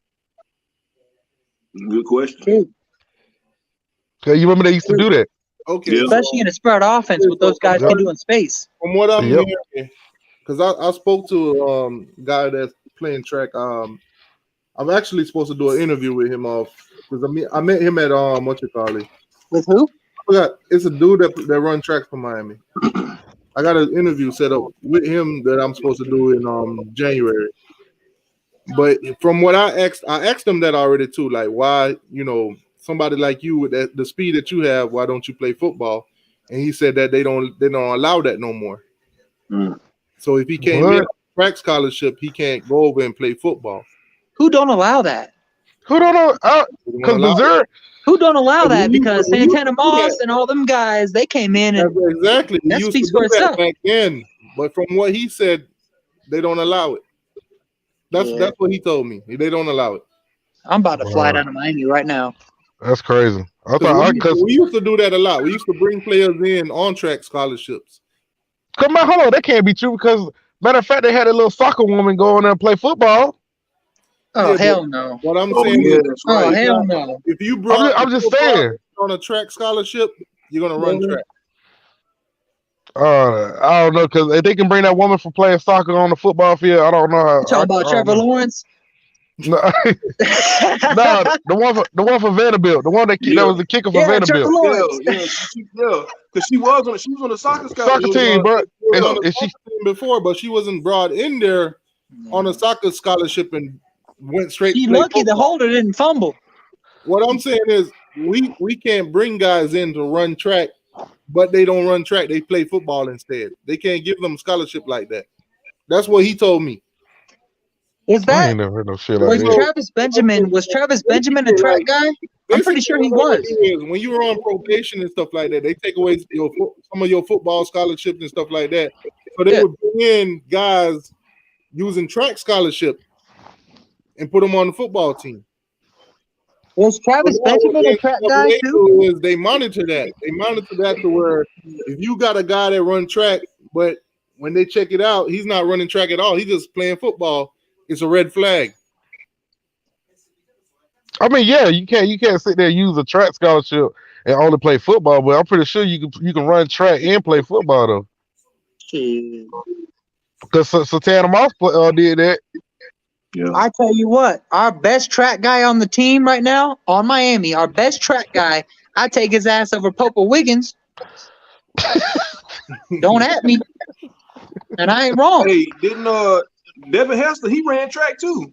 Yeah, he ran track. That's what I'm saying. Moss, didn't Travis Benjamin play track too? I'm pretty sure he did. That man was a beast at punt return. Oh my God. I know Missouri got a track runner that play football too. That's like right now. Miami too. Oh man. So, I don't know. The last time I seen Travis Benjamin was I think about a month ago. What's he doing? He's in the NFL right now. He just had a daughter. And he's still with the Chargers? Nah, he opted out. Oh yeah, that's right. He wanted to play that out there. It was 3 of them that were hurricane out there. Because his girl's pregnant. Yeah. Damn. So y'all remember those days too? Newborn baby and then coming home with you don't know when you could bring COVID home. Yeah. He opted out. Y'all remember those days with the offense? Ja'Cory Harris, Baby James, Dedrick Epps, Jimmy Graham. Oh, yeah. Man, we were good. We just had no damn defense. Travis went to school with me. We went to Glade Central. And right now, my classmate just took over the coaching job at Glade Central. My classmate, Rashard Jackson. And another guy that comes in here, that's his name is Ricky something on here. That's actually Ricky Jackson's son. Rashard Jackson, that's Ricky Jackson's son. Ricky Jackson is a huge name in Pahokee and in the NFL. So that's who's coaching Glade Central football right now. Which I got him on Facebook and all the other stuff. We used to play marbles together. We grew up together. So I'm talking to him to where, you know how a lot of these YouTubers be going to 7-on-7s and stuff. I'm gonna try to go behind the scenes and cover the team, cover my old high school. Like, you know, push videos for them, make highlights for them, you know, talk to the kids, that kind of stuff. See where their mindset at, you know, interviews. But that's some behind the scenes kind of thing. But Travis Benjamin, he's a huge part of Glade Central. Every year he come back, he does the Thanksgiving thing, he does the Christmas stuff. Him and Deontay Thompson, who went to the Florida Gators, who got drafted to the Baltimore Ravens. His first year there, they won a Super Bowl. And I know a lot of you guys know Damian Berry. Yeah. That's my classmate also. We all played on the same football team. Damn. Central. Well, they all graduated 2007 with me. The last year that Glade Central won a state championship. And what was this you played? Me, I played tight end and D tackle. Oh. And I tried to kick a little bit. That didn't work out. Nah, but I was blown out by my 11th grade year. My knee was gone. Hey, T2I, if you ever had to block me at tight end, I would have DJ your ass. Bro, I'm telling you, bro. If I could find photos of myself back in high school, you won't believe the kind of the person that I am now. Because I'm talking. Let me tell you something. Even when I played running back and you play D-line, I still do your ass. Yeah. All I'm saying is a 6'2", 200 and what was I? Like 245? Oh, did not. Yeah, you gonna DJ Ivy his ass? Oh shit, go! You know what? If I would have played just D tackle instead of tight end, I probably still would have been playing. Shit, you probably would have started over DJ Ivy. Because when I was in school, football wasn't my major thing. I just played it just because it was something to do. But I was more into tech. I was more into drafting and design, and that was where I was getting most of my scholarship offers from. Because I could have went to Georgia Tech or Virginia Tech. Both of them need scholarships off academics. I already told you I was supposed to go in with Latavia James, bro. No cap. Yeah. Hey guys, I gotta get out of here. I gotta eat dinner. It's been awesome, man. Thank you, TTY, for having me on so long. And I just want to let y'all know, over here in Colorado, it's 8:37, and Blake Baker is still our defensive coordinator. Oh, man. I appreciate y'all, though. I love you guys, man. Y'all family to me. If y'all ever need anything, reach out to me on Twitter. I got you, bro. Have a good night. Hopefully these Gators lose by 50 more. I can't stand them. Oh, trust me. I'm right along with you. Take care, guys. I'm glad you finally put your face back up. Thank you. That's why I dipped out, because I wanted T2Y to have a show back. I felt bad. See, on my screen, half of my face is being blocked anyway. I might sit here and actually stick around now just because I wanted your camera back. No, I'm just playing. I gotta go eat. My wife gonna kick my ass. But y'all have a good night, man. Blessings. Love y'all. Happy New Year too. All right, man. Happy New Year. Sir. Oklahoma, boy, they about to strike again. Oh man! Breaking news: it's 10:37 and Blake Baker still has not been fired. You might well forget, man. Berg, you might well forget about it. He's not going nowhere. Man, he's not going nowhere. I'm just waiting for the announcement and all that. But to be honest with you, I don't think nothing will be announced until all the recruiting is wrapped up. I mean, like Manny said, he got to wait to the end of the season, evaluate everything, and then it'll come up. So the end of the season for him is going to be after the national championship. Just telling you. Look at how he did Enos. He went right after the championship and fired him.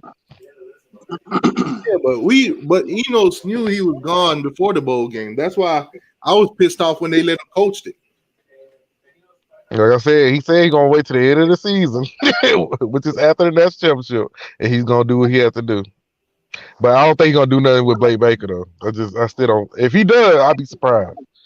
Me too. I'd be very surprised. I'll be surprised because that's his homeboy. So he don't see the kid. His wife had the baby and all that. So that'll be some big old surprise. Man. Oklahoma just scored again.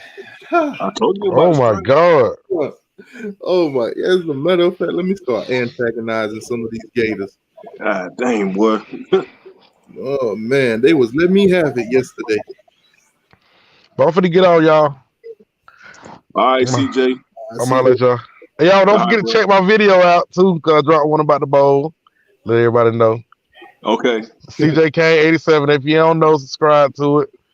I'll be dropping all the. I'll drop all the. They call it delusional, but y'all see the truth come to the light. That's all I gotta tell you. All right, y'all, man, be easy. All right, CJ. Man, I'm telling you, bro. King didn't get hurt yesterday. We wouldn't be talking this right now. Yeah. But hey, man, I'm glad Kosi got his chance, and I'm glad he balled out. Yeah. I'll be trying to tell people, bro. Whoever put on a uniform, I don't care who you is. As long as we win, man, that's all that matters. Because I mean, you get behind quarterback. I want to win. I want us to win.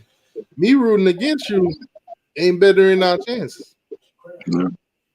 When that ball leaves your hand as a quarterback, I'm hoping it hits a target. I'm hoping for touchdowns, first downs, and all of that.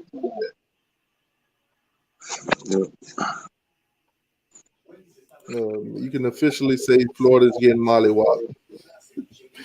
Hey, you got to kill your YouTube volume. It's echoing.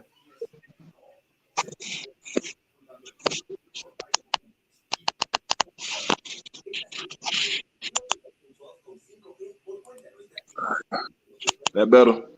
Yeah. Okay. The Gators excuse we don't have our star players. They weren't making that excuse in the chat yesterday when they came for me. I don't want to hear no excuse from them. I'm just waiting for this game to go final.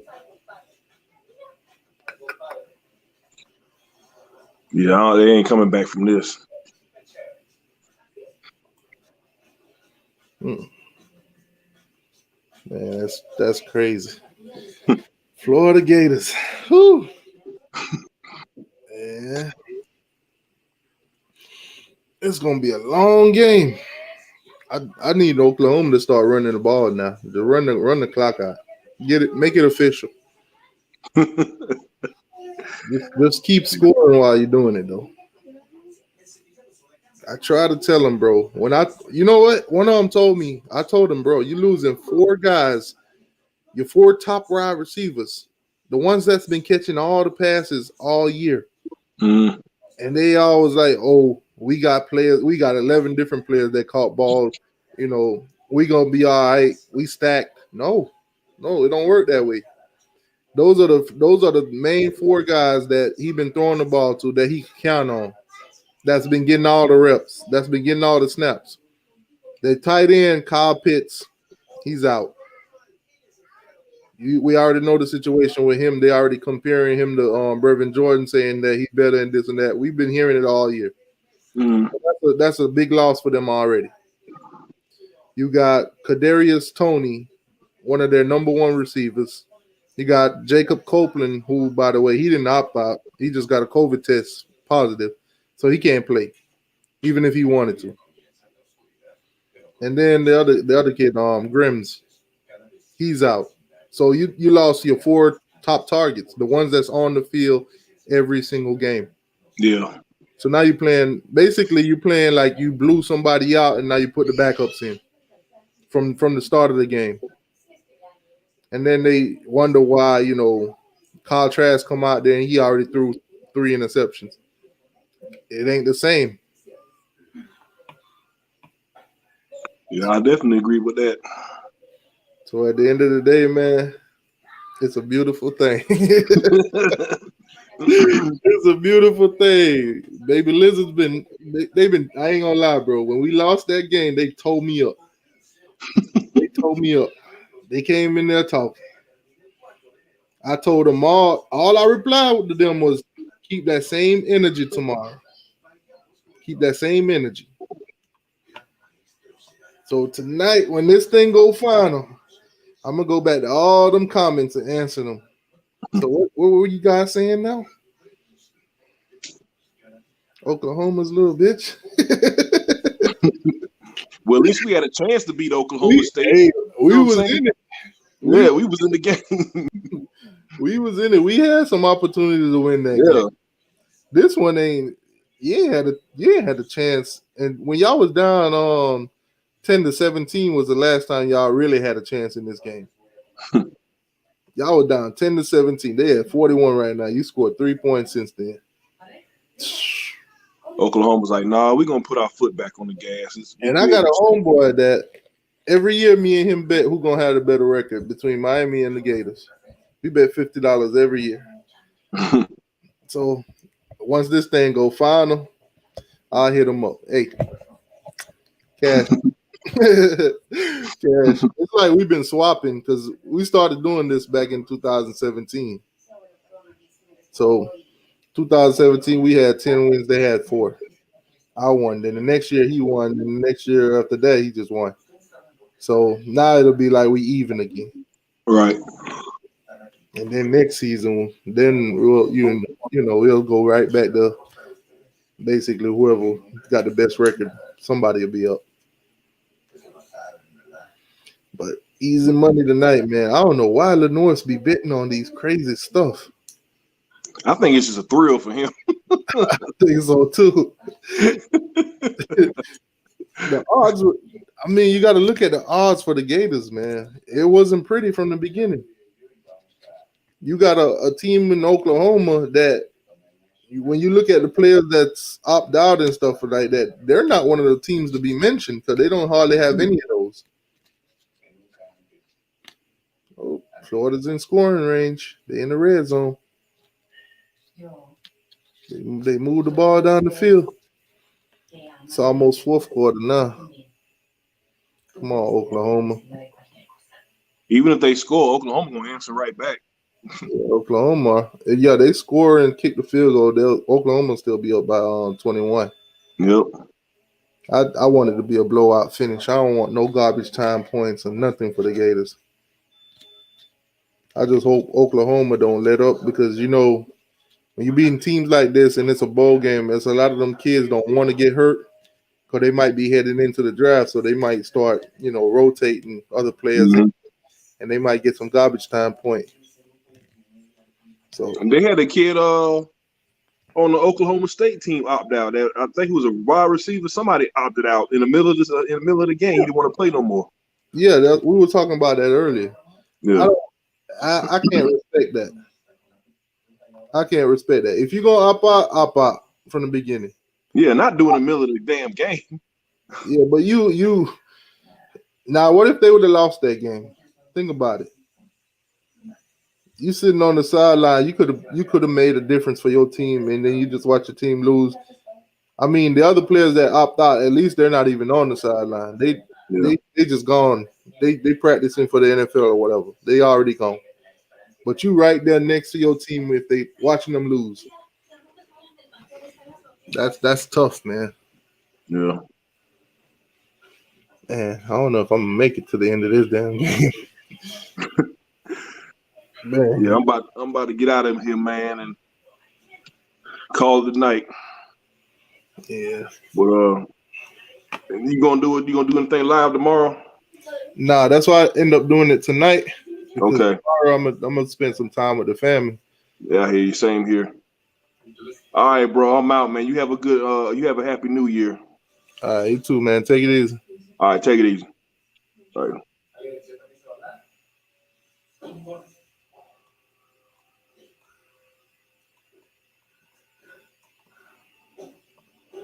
All right, so I don't know if any of you guys want to give your opinions on the bowl game or anything like that, but I'm gonna put the link in the chat. So if y'all want to give y'all thoughts and opinion on it, the link's in the chat.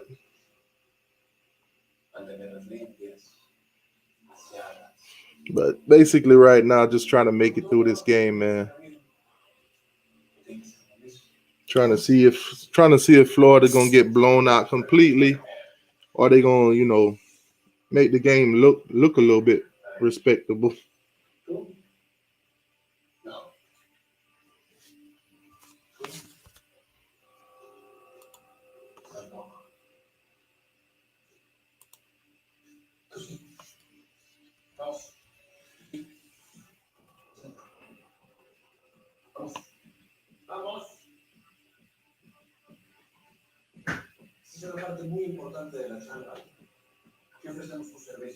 That's you at the door? So who knocked at the door? Oh, check the camera. It's nobody in the door. It's empty room. In the kids' room? Yes. No, that didn't sound like their room. That sounded like the door. Okay.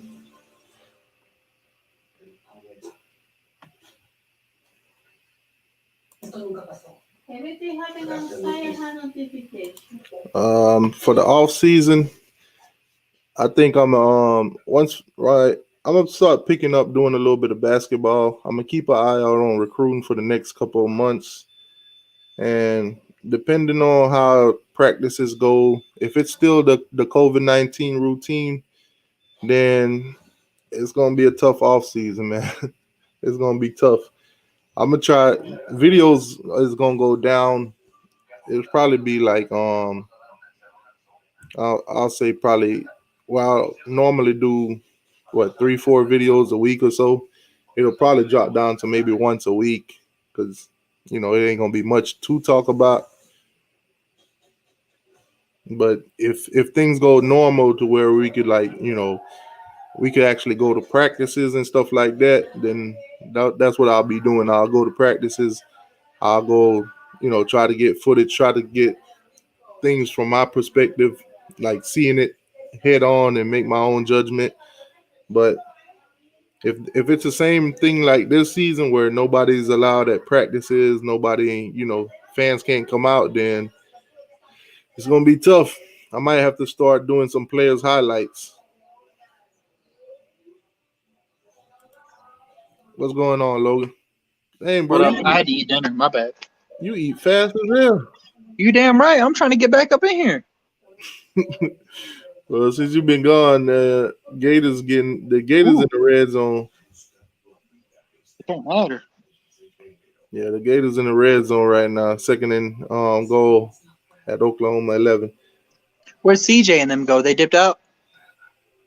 Yeah. That was fun, man. That was fun. It was a good show. I enjoyed it a lot. It was a good time. Right now, I'm just trying to make it to the end of this Florida game. Yeah, right. You gotta probably about 30 minutes, honestly. Since I've been live, I actually didn't even eat dinner yet either. And you know what? That's exactly what I'm gonna do. Yeah. So you could talk to the chat, but I'm finna eat. I gotta. All right, drop the link. So, well, never mind. They can't jump in unless you control it. So. Yeah. But you could talk to them. I'm gonna be. Sound good. Sound good, man. I always want to talk to the chat and hear what they think. Every opinion is welcome. I love other people's opinions, man. I don't never dog nobody's opinion. Because an opinion is not correct. It's not a fact. It's what someone thinks. Let's see, read this up real quick, actually. It's better to consider how many players opted out of Florida and the fact that Oklahoma is trying to prove something. Yeah, I agree. Florida would smoke Oklahoma, like smoke them if it was full roster on full roster. Florida would smoke them, but both seasons aren't like that anymore, man.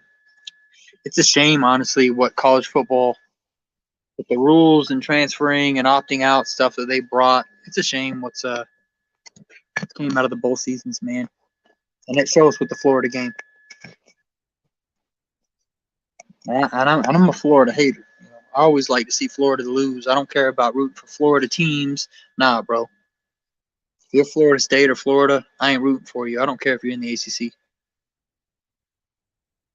Recruiting is year-round. You can pick that up to give you content. Meeting day. What are you talking about? Oh, okay. Yeah. It's always good, man. There's not many. Honestly, what you got? Coach Coop, Junior and the Big Dog, Zoe, Wholesome. There's Paul Scoop, whatever the hell. There's not many Miami YouTubers who are big in the off season, and so I think any of them were to sit there and step up and elevate their game, they can invest in the off season, especially in recruiting. Big deal.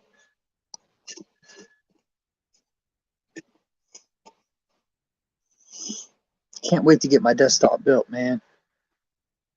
I'm not coming to YouTube for donations or money, bro. I just want to talk. I just want to talk to the fans. I love y'all, man. Y'all are awesome. Do you think year 3 is make or break for Manny Diaz? Do you think he can get fired? I think if we have a disaster in year 3, I definitely think Manny will get fired. If it's a disaster. But I also think that year 3 is make or break because of what we've seen at the quarterback level. Your best teams are Heisman contending quarterbacks, period. This goes into Oklahoma, your playoff teams, your best teams that compete for championships and win them have the best quarterbacks. King or Perry, I think we have that. I do. But I think we have a lot of other things to acknowledge and establish.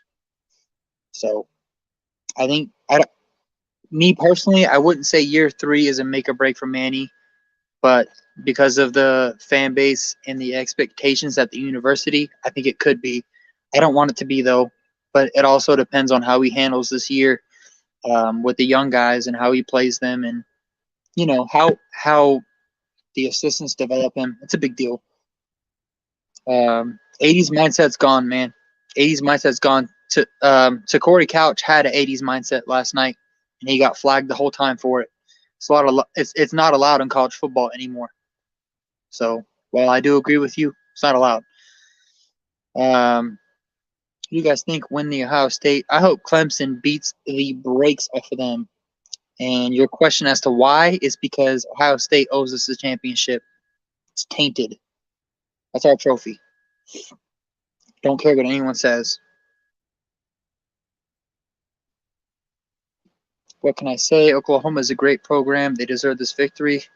Yeah, I think Florida's even pretty good this year. But I think the thing that changed with Oklahoma is their defense. Their defense is actually pretty decent. So, surprising, though, Usually when you look at bowl game matchups, it's supposed to be a close, exciting, fair game. But, when college football gives opt-outs and, whatever you want to call it, it's not really possible to be great. 5 leading receivers. He's a Heisman contender quarterback. And you're seeing it show when you have people quit on the team, man. I just don't agree with it.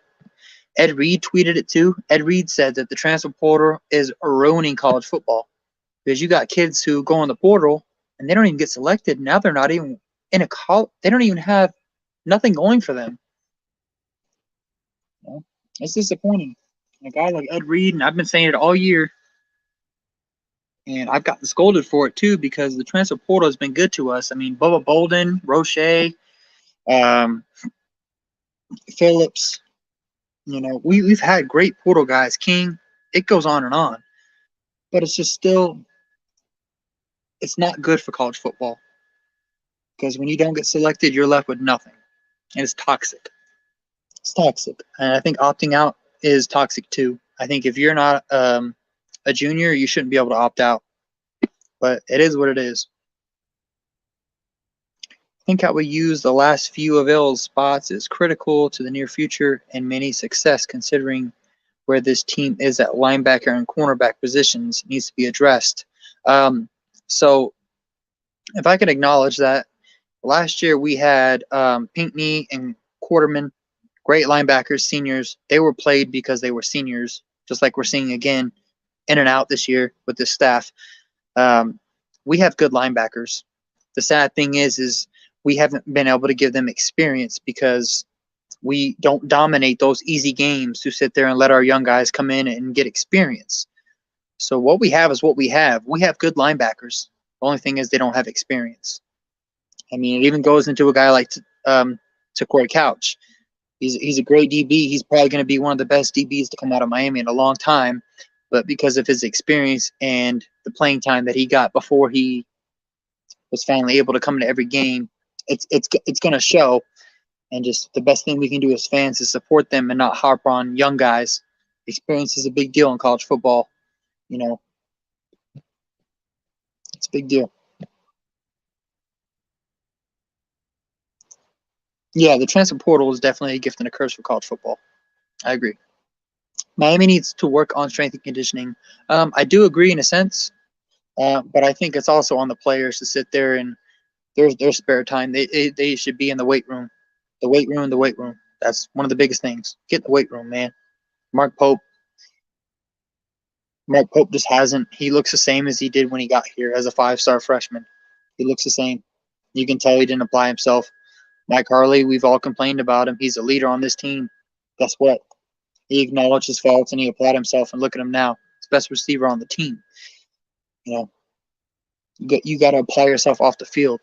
That's what separates you from being great. If you listen to your coaches and you apply yourself, you're a good player. When no one's looking and you're applying yourself, you're a great player. Big difference. Every Huff and Brooks are good, but we still need more depth. I agree, but I really think we're good at linebacker. Probably better than we were when we had Shaq and what was it? Shaq, McLeod, and Pinkney. Obviously, those guys were more seasoned, but I think talent-wise, we're definitely there. We just need a little more experience on the field. Miami needs coaches who can develop where we don't need the transfer portal. I agree. You never want to bank on the transfer portal, man. Banking on the transfer portal is like buying a lottery ticket and saying your future is made. You never want to bank on it, man. We're allotted 25 scholarships a year. And when you bring in a senior, that's your scholarship. And who knows how he's going to play. It's a big deal, man. You always want to recruit and develop. LSU did it right. LSU had the right things going for them. They brought in the passing coordinator, and they brought in Burrow, and they did it. Miami's different. We have so much more things to fill.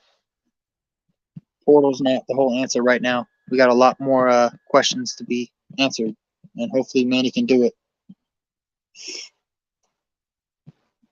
It's a big deal, man. Brett Romberg inspired me when he said that you never want to bank on the transfer portal. He hates it, and I do too.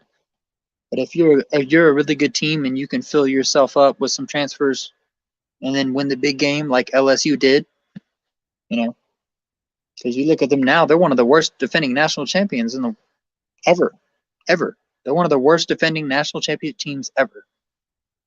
It just goes to show, they did the right thing with the portal. They had a great team. They won the championship. And as soon as those guys were gone, look at them now. Got to do the right thing, man. It all comes down to coaching and development. Good play calling. You want to put your kids in the right scheme. So, definitely a big deal. Oklahoma has rushed for over 300 yards. Oh, shit. Not as bad as North Carolina, but it's impressive. These kids weren't even allowed to work with strength and conditioning staff because of COVID in the off season. They were given workouts to do, but it was up to the players. Yeah, and believe me, I'm all about coaches because they get paid. but I'll never personally criticize a kid on our team, young men, whatever you want to call them. That's a big deal, apparently. But at the same time, you got to apply yourself. KJ Osborne, perfect example. He was a 2-star, went to Buffalo. He got coached by Buffalo staff members, and he came here and was our best wide receiver. And it showed. It's all about how you apply yourself, man. You got to want it. You got to want it. You have to want it. And if you don't apply yourself, it's going to show on the field. And I think that's how it was for Lingard. I think that's how it was for Pope. Wiggins, probably not the biggest name receiver or player coming into the program, but he's fast. He's good. We've seen him shine, but you just see the difference with players who apply themselves. Big deal. Yeah, Osborne, he plays for the Vikings, and he's obviously a young guy in the NFL, but you can see your Osbornes. What's that guy's name? Damn it. I feel stupid not remembering this man's name. Seattle running back? I think Seattle. Someone help me out here because I feel like an idiot. Seattle running back. Someone help me out. Please say the name so I can, jump on it.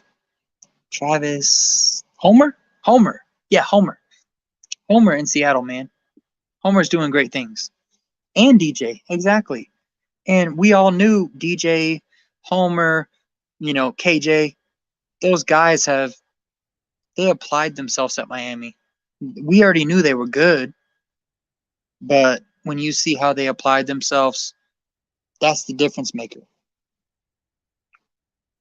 Big difference, man. Big deal. Shows a lot. This goes all the way to I think Bandy, Gerald Willis. None of those guys even play for a team anymore in the NFL. I don't know. It's black and white. I don't think I have all the right answers. Damn, 48-13. Holy shit. Keep going, Oklahoma. Yeah, I agree, man. True Canes, man. As soon as they scored their first NFL touchdown or they made a big play, you see them throw up the U. First big play in the NFL, they throw up the U. And it's because they pride themselves in this university. They buy themselves into this staff. And they apply themselves, man. And that's the difference. How do you feel about Texas A&M not being in the playoffs? And how do you feel about their match with North Carolina in the Orange Bowl? Personally, with me, I feel like Texas A&M should have been in the playoffs over Ohio State. Not because I'm a Miami Hurricane fan and they owe us a championship. I just think that Texas A&M has a better resume. I think the teams that they've lost to are good teams, and it was tough to lose to those teams, but they played them well. Ohio State just didn't play enough games. I think Texas A&M should have been in there, and I think they can definitely not only compete with North Carolina, but beat them in the Orange Bowl. I mean, they have a championship coach in Jimbo, which I don't like, but is what it is. Seriously, we need a QB coach to develop our guys. We already have one. We never had one before, but we do now. And it's De'Aaron King and Lashley. And it showed when Nkosi came in because Nkosi has came in at the worst times and stuff like that. But Lashley and King show the influence and development they've had on Perry. Period. For real. Yeah, I agree. Texas A&M should have been matched with Oklahoma. I agree. 100%. We have target referees as well and massive betrayal issues. Huh? Don't understand that. Sorry. I keep reading comments, man.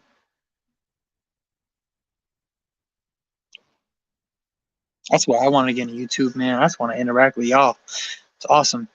I love hearing other people's opinions. I think, too, they should have made Ohio State and Texas A&M play for it. Yeah, I agree, man. And honestly, the best way the playoffs get solved is make it an 8 teams. Not 16, not 10, not 9, 8 teams. I miss Thomas Brown as a running back coach. He has got the best out of our backs. Not saying I don't like Coach Hickson, because I do, but Coach Brown was legit. I agree. I think, Miami has always recruited talented running backs. I can't remember the last time I've sat here and said, bro, we need a running back. We've always had the talent, coaching or not. When it comes to running backs, you just need a players coach. Sit there and coach those guys and not be like Dan Enos, who the players hated. So Florida Gators are definitely ass right now. I can't believe this. I love it though, because I'm about to get live on Twitter later. Yeah, man. I thought Thomas Brown was a good coach. I loved watching his interviews and what he had to say. But when it comes to Miami, we always recruit well at running back, and we've always had good running backs. You look right now in the locker room with Chaney, Knighton, Harris. I love Harris, but I think Chaney is running back one because of how he runs, how he sees the field, how he attacks personnel trying to tackle him. I really think Chaney's the guy. And that's no knock to anybody else, man. Sit there and wait your turn. We had Portis McGahee, we had Ed Reed, Sean Taylor. Wait your turn. You'll get your time. If you're that good, you'll wait your turn and get your time and learn from the grades above you. You'll get your time, and that'll speak for the draft stock. It's important, man. Instead of quitting and transferring, just stick it out. That's what made 2001 so great. That's one of the biggest things we're missing right now from 2001 is depth, because people opt out, they quit, transfer. DT. I've been waiting for a comment like that.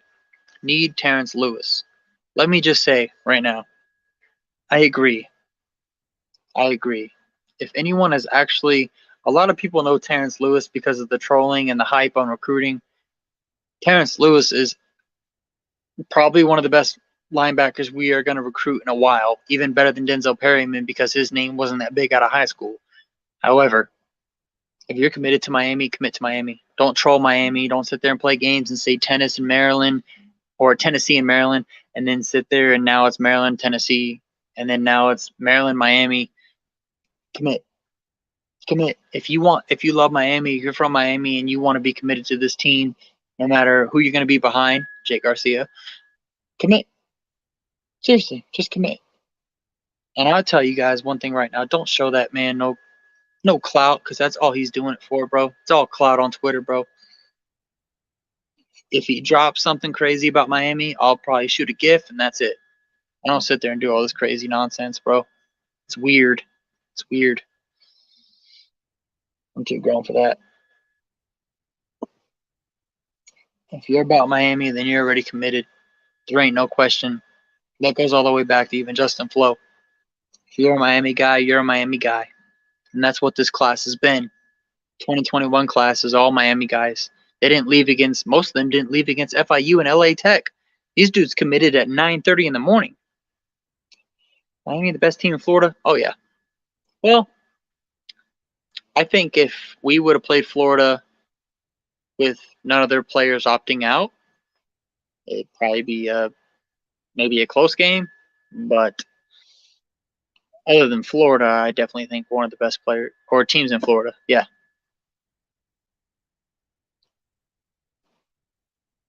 Well, that's the thing is Terence Lewis, like you said, he hasn't visited Maryland.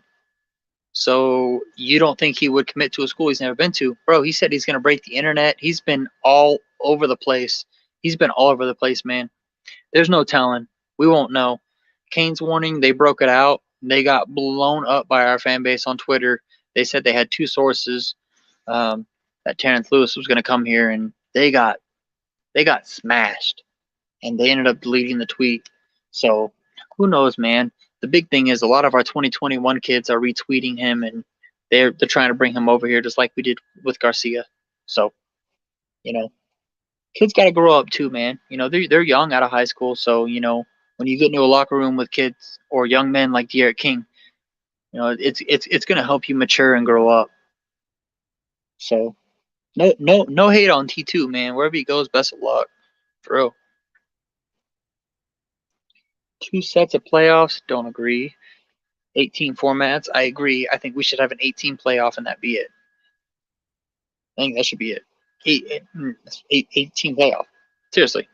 You get your UCFs, your Cincinnati's, BYU's, Coastal Carolinas, and that'd be the end of it because they'd be in that playoff. You lose, you shut the hell up and go on with your life.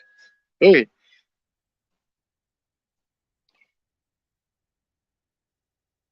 I think he got injured the last week.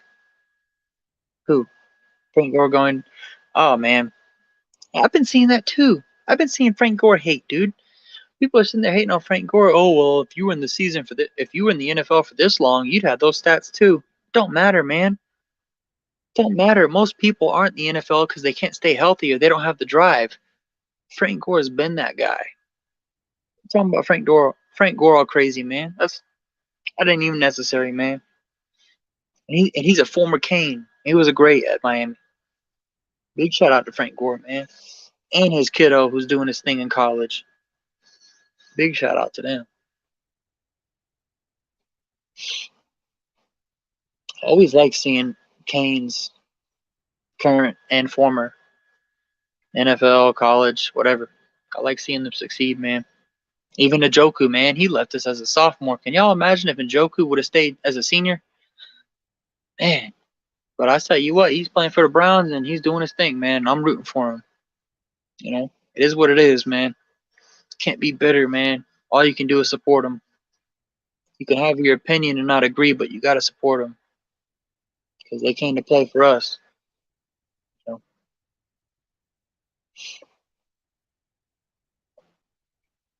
It feels weird. I'm like on my phone on somebody else's YouTube channel. Appreciate it, T2Y. For real. I love this team too, man. Definitely do love them. You have second-tier playoff that can't win the championship, but gives fans another set. I don't think it's necessary. At the end of the day, if you put 8 teams in a playoff format, you're going to get your UCFs, Cincinnati's, like I said, BYU, Coastal Carolinas. Those teams are going to get a chance. And they're not going to go against even your best teams, Alabama, Ohio State, Clemson, whatever you want to call it. They're going to get their chance to be in the playoffs. And if they can't win the game, move on. Period. I don't think a second-tier playoff is necessary. I really don't. One thing I do think is necessary is 8 teams. 8 teams. I think Cincinnati, Coastal Carolina, BYU.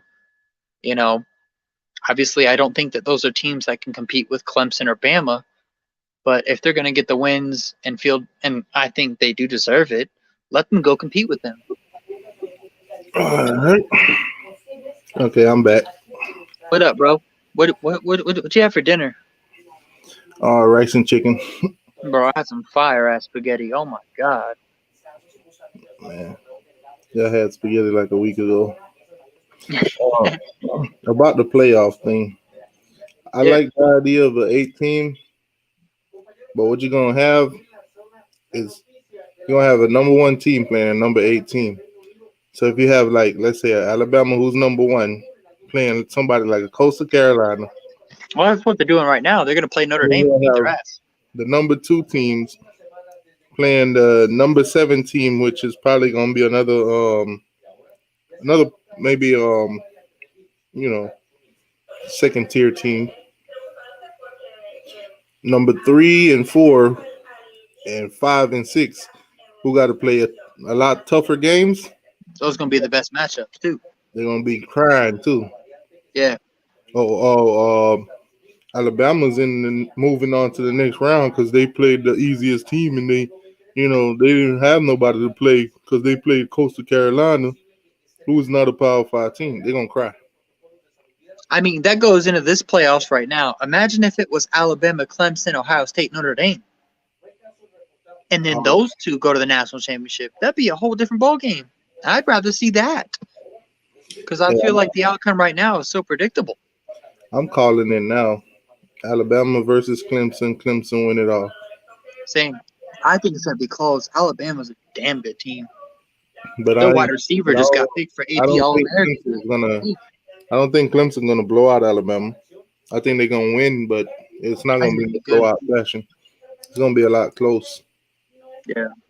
And then if they go out there and just prove me wrong, then who knows? But either way, I think when the playoffs are said and done, I think it's going to be Clemson and Alabama. I agree. Who knows? Anything can happen. It's just the way everything looks. It just makes sense. It's kind of what we're used to also, you know. Oh, damn. 55-13. Jesus. Oh, bad. Oh, God. I can't wait till this game is over. I was going to wait to do a video tomorrow. Nope. I'm going to make it tonight. 46-yard damn. This is out of control. Oh, man. Dan Mullen probably going nuts right now. I feel bad, too, because a lot of their starters opted out. But, hey, just like we say, next man up. So you got a Florida team now talking about depth. You know what I'm saying? Yeah, that's crazy. Not my problem. We got our own problems over here. I'll tell you what. This what I hate about the whole YouTube thing when it comes to ESPN. It's hard to find the game on YouTube because of the aspects of ESPN. ESPN has a heavy presence on YouTube.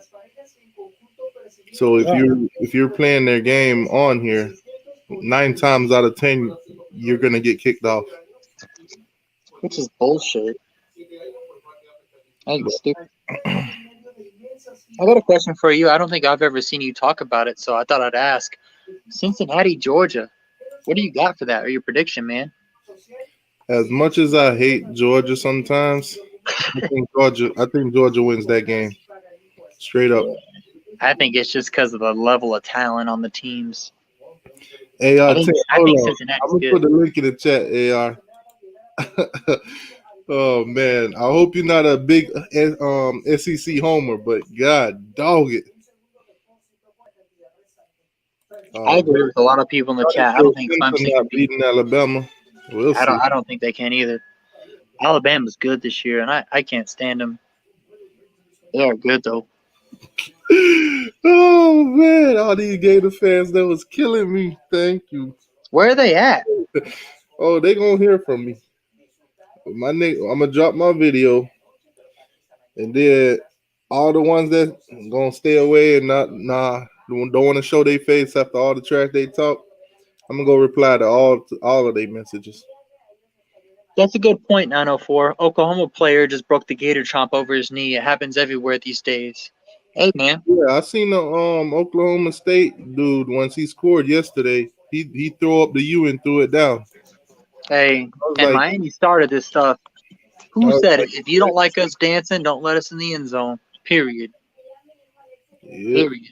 Period. AR, man. What's going on? Check. Mike, check. What's going on with your Gators, man?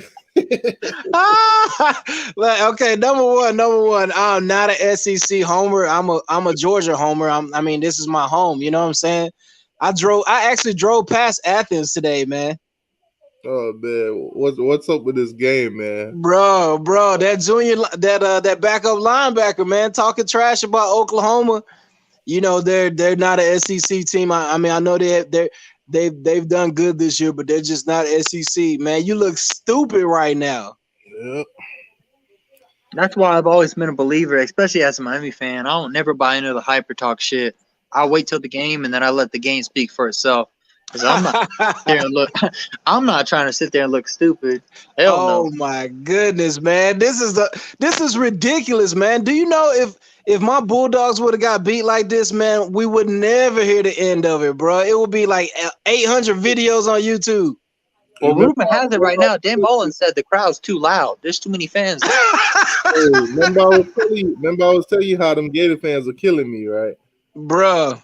It's about to be on and popping. Well, you in the chat. You was in the comment section. You've probably seen some on.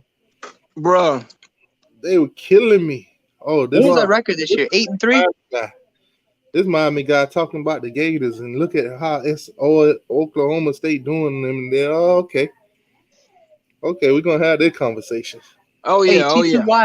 What was our record this year? It was 8-3, right? Yeah. They're 8-3 right now. After this game, they'll be 8-4. That's what I'm saying. We had the best. Hey, you know what? We may not be the best team in Florida, but we got the best rankings. We are, after this game, as of right now, we're the best team in Florida. Didn't nobody have that same energy last year when they were laughing about us with Duke and FIU and LA Tech? Yeah, see, that's what you do. Logan. You go back to and find all these Florida fans under these old videos and their comments, especially when we got beat by Texas. When we got beat by Texas in the Sugar Bowl a couple years ago, Florida would not leave us alone, bro. They acted like it was the end of the world. Michigan team, right? Exactly. Yeah, it's Michigan. Awful. Exactly. They just scored. That's the thing about Florida fans and even Florida State fans. They disappear. Miami fans are always around. Some garbage time points. Yeah, that's garbage time. Oklahoma's probably look. They hugging each other too, like the game. Like the game is in reach or something. They put up 55 on y'all. But look, man, we're not gonna lose by 42. We're gonna lose by 35. That's all backups. That whole Oklahoma defense is all freshmen right now. Someone just say Lingard carried the ball. Wait, oh boy, you know they losing that bad if Lingard running the ball. Because from what I'm hearing, he was 4th or 5th string. Boy. Tate Martell would have started running back over Lingard. Bro, I can't wait. I can't wait to hear these Florida fans in the offseason, man. I can't wait. That's going to be the same thing, man. I ain't got no room to talk, though. But either way. Game on. Bro, y'all would never have a bowl performance like this, though. Come on, man. Jeez. Wisconsin, the Orange Bowl, was it? 35-3? Clemson, was it? I don't remember. Ridiculous, man. 55-19. Numbers though. Hey, you're right. I'm not hating. Nah, that's not Lingard. That's Anthony. I think Lingard had a one carry for 13 yards. That ain't too bad. Start that man, boy. Come on now. Did you see Trash throw 3 interceptions in the first quarter?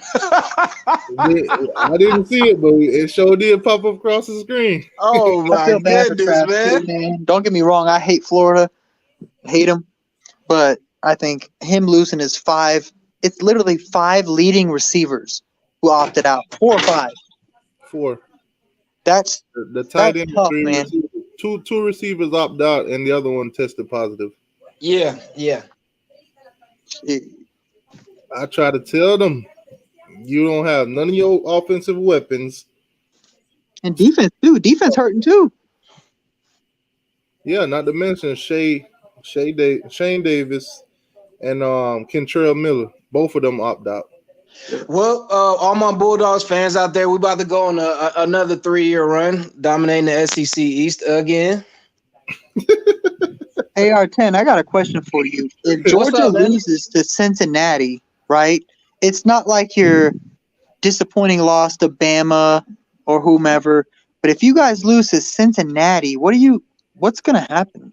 If we lose to Cincinnati, then a couple of recruits will flip, and then everybody have a bunch to say. And then JT Daniels will come out next fall and win the Heisman, and then people will shut up. And I'm going to make a nice trolling video. I tell you what. Yeah, I'm telling you right now, I love Uncle Lou. Me and him get along. We relate. But if Georgia loses to Cincinnati, after how much shit Uncle Lou gives us, I got to hold my own. Yeah, man. Shout out to Lou. Shout out to Big Dog Brett. Shout out to everybody at Dog Nation, man. Dog Post. Coach Dunn and everybody over there at Dog Post. Cincinnati is not a bad team. Florida Kane, I've been hearing that all week, man. Oh, our backups ready. Our backups is great as the starters. Do y'all know who Josh Prey is? It's a dude named Josh Prey. He's a huge Gator fan. Yeah, he obsessed with Florida, man. So, shout out to Josh Prey, man. I'm about to go on your page and act a fool. Yeah, he's a big Gator fan, but he's more of a comedian, though. Yeah. But he act like, Florida is the best thing since peanut butter and jelly, man. One thing I got to say with you being a Georgia fan, your game against Cincinnati, I mean, you can't be cocky and just sit there and say we're going to beat their ass. What's one thing that maybe you're worried about with Georgia? Like, what's one thing you guys? What's one thing that you think that you guys will struggle with, if there is one? Okay, so Eric Stokes, starting cornerback, is out. Richard LeCount, starting free safety. You know, he had the dirt bike accident, so he's coming off of injury. So our secondary is pretty beat up, man. And then we got a couple guys from the defensive line opting out. We got starting tight end opting out. Another offensive lineman opting out. So we got some Y'all got our opt-outs. old tight end though, Darnell Washington. Y'all be all right. Yeah, we got him. So, you know, we'll be all right, but we still got JT. We got Jermaine Burton Pickens. We got both our running backs, but Dalvin Cook's cousin, man, he's opting out because Dalvin Cook lost his pops, man. So I'm sending prayers up to Dalvin Cook, man, and the whole Cook family, man. He lost his dad. His dad was only 46, so shout out to you for not being selfish either on that decision, man. Yeah. Some people just don't look at the whole picture, bro. Yeah. Big ups on that. Yeah, so shout out to the Cook family, man. But yeah, Dalvin Cook, he lost his pop, so his cousin JC just opted out for the draft. Florida's getting ate like a peanut butter jelly sandwich. Oh man. Hey man, one thing I'll say, Florida came. You said here comes Georgia with the excuses now. Look, we had excuses before Oklahoma State, who's not nearly as good as Oklahoma. And we're not nearly honestly as good as Florida, man. Georgia's not making no excuses. He stated I'm not making no excuses. I'm just stating we got a bunch of guys opting out, so you can't underestimate Cincinnati. That's like us talking about Jalen Phillips and Roche opting out. It's facts. Right. It's not excuses. The only position I'm worried about is our secondary. Now, their D-line and O-line is nothing compared to us, so if we destroy them in the trenches, then the game will be over. I think if y'all get your quarterback going, y'all be all right. Yeah, JT, but I mean, he didn't answer the question of if he's staying. He might go pro, man. He ain't gonna go nowhere, man. The quarterback draft, the stock with the quarterbacks this year is too deep. It's too deep. And Georgia, as much as I love to give Lou shit and hate on Georgia, mostly because of Lou and how he talks about Miami. Yeah. If Georgia can keep a quarterback for once and have a pretty good offensive play caller, they have a chance. Do you realize Jamie Newman opted out 2 weeks before the season started? That was the Wake. Who was that? Yeah, that was the Wake Forest quarterback. 6'4", 230 pounds. That's crazy. So with the 4-string walk-on, we go 8-2 and make it to a freaking New Year's Six bowl. I still hate y'all though. I don't care what you say. Lou be giving us hell, man. Why do y'all hate us so bad, man? Why because do y'all hate of us Lou, so bad? bro. Literally, right? So I'm stressed out about the first quarter. Miami, Oklahoma State, 21-0. Yeah. I'm sitting there pissed off, and there's so much things to think about. But the first thing on my mind is Uncle Lou's halftime show. I'm sitting there saying, "Oh my God, this man flipped his pick." At first, he picked Oklahoma State, and then De'Aaron King said he's coming back. Oh, go ahead. Go ahead, TTY. Yo, Orlando Hurricane Kilo 407A. Appreciate that, boss. You just became a member of the channel. Thank you, sir. Shout out. Thanks for coming a member. I was texting T2Y, man. I was blowing him up. Like, what the hell is going on? Hey, that's a touchdown for the channel. Yes, sir. Appreciate you, boss. Oklahoma just scored again. Goddamn. That's another Oklahoma touchdown. Bro, I'm just waiting for this thing to go final, man. I think they taking knees right now, ain't it? It's 50 seconds. It's already final. Find that UNC video when y'all play UNC and find the Florida fans who talk so much trash when y'all lost to UNC. Like find them, man. Find them lizards, man. There it is. Orlando, you should get some. You should have some special emojis. Yeah, you get all the good stuff. Find all them Lizards fans who made fun of y'all when y'all got blown out by North Carolina and destroy them, man. Oh man, they had every right though, because that game was. Man, I tell you what. All right, we made it, man. Yeah, T2I ready to go now. He just want to see the L on live. Yeah, because he ready to make a video. I gotta go to them hills, man. Hey, appreciate each and everybody that came out tonight. We was on for what, almost 3 hours, 40 minutes now. Thank y'all. Yeah. Appreciate y'all. I think at one point we had like 100 and almost 40 in the chat. Nice. So, thank y'all for coming through. And make sure you hit that like button if you ain't already. Go Canes. All right, man. I'll get up with you tomorrow, man. All right, boss. Hey, Gators. All right, y'all. Take it easy. Later. All right, Bye.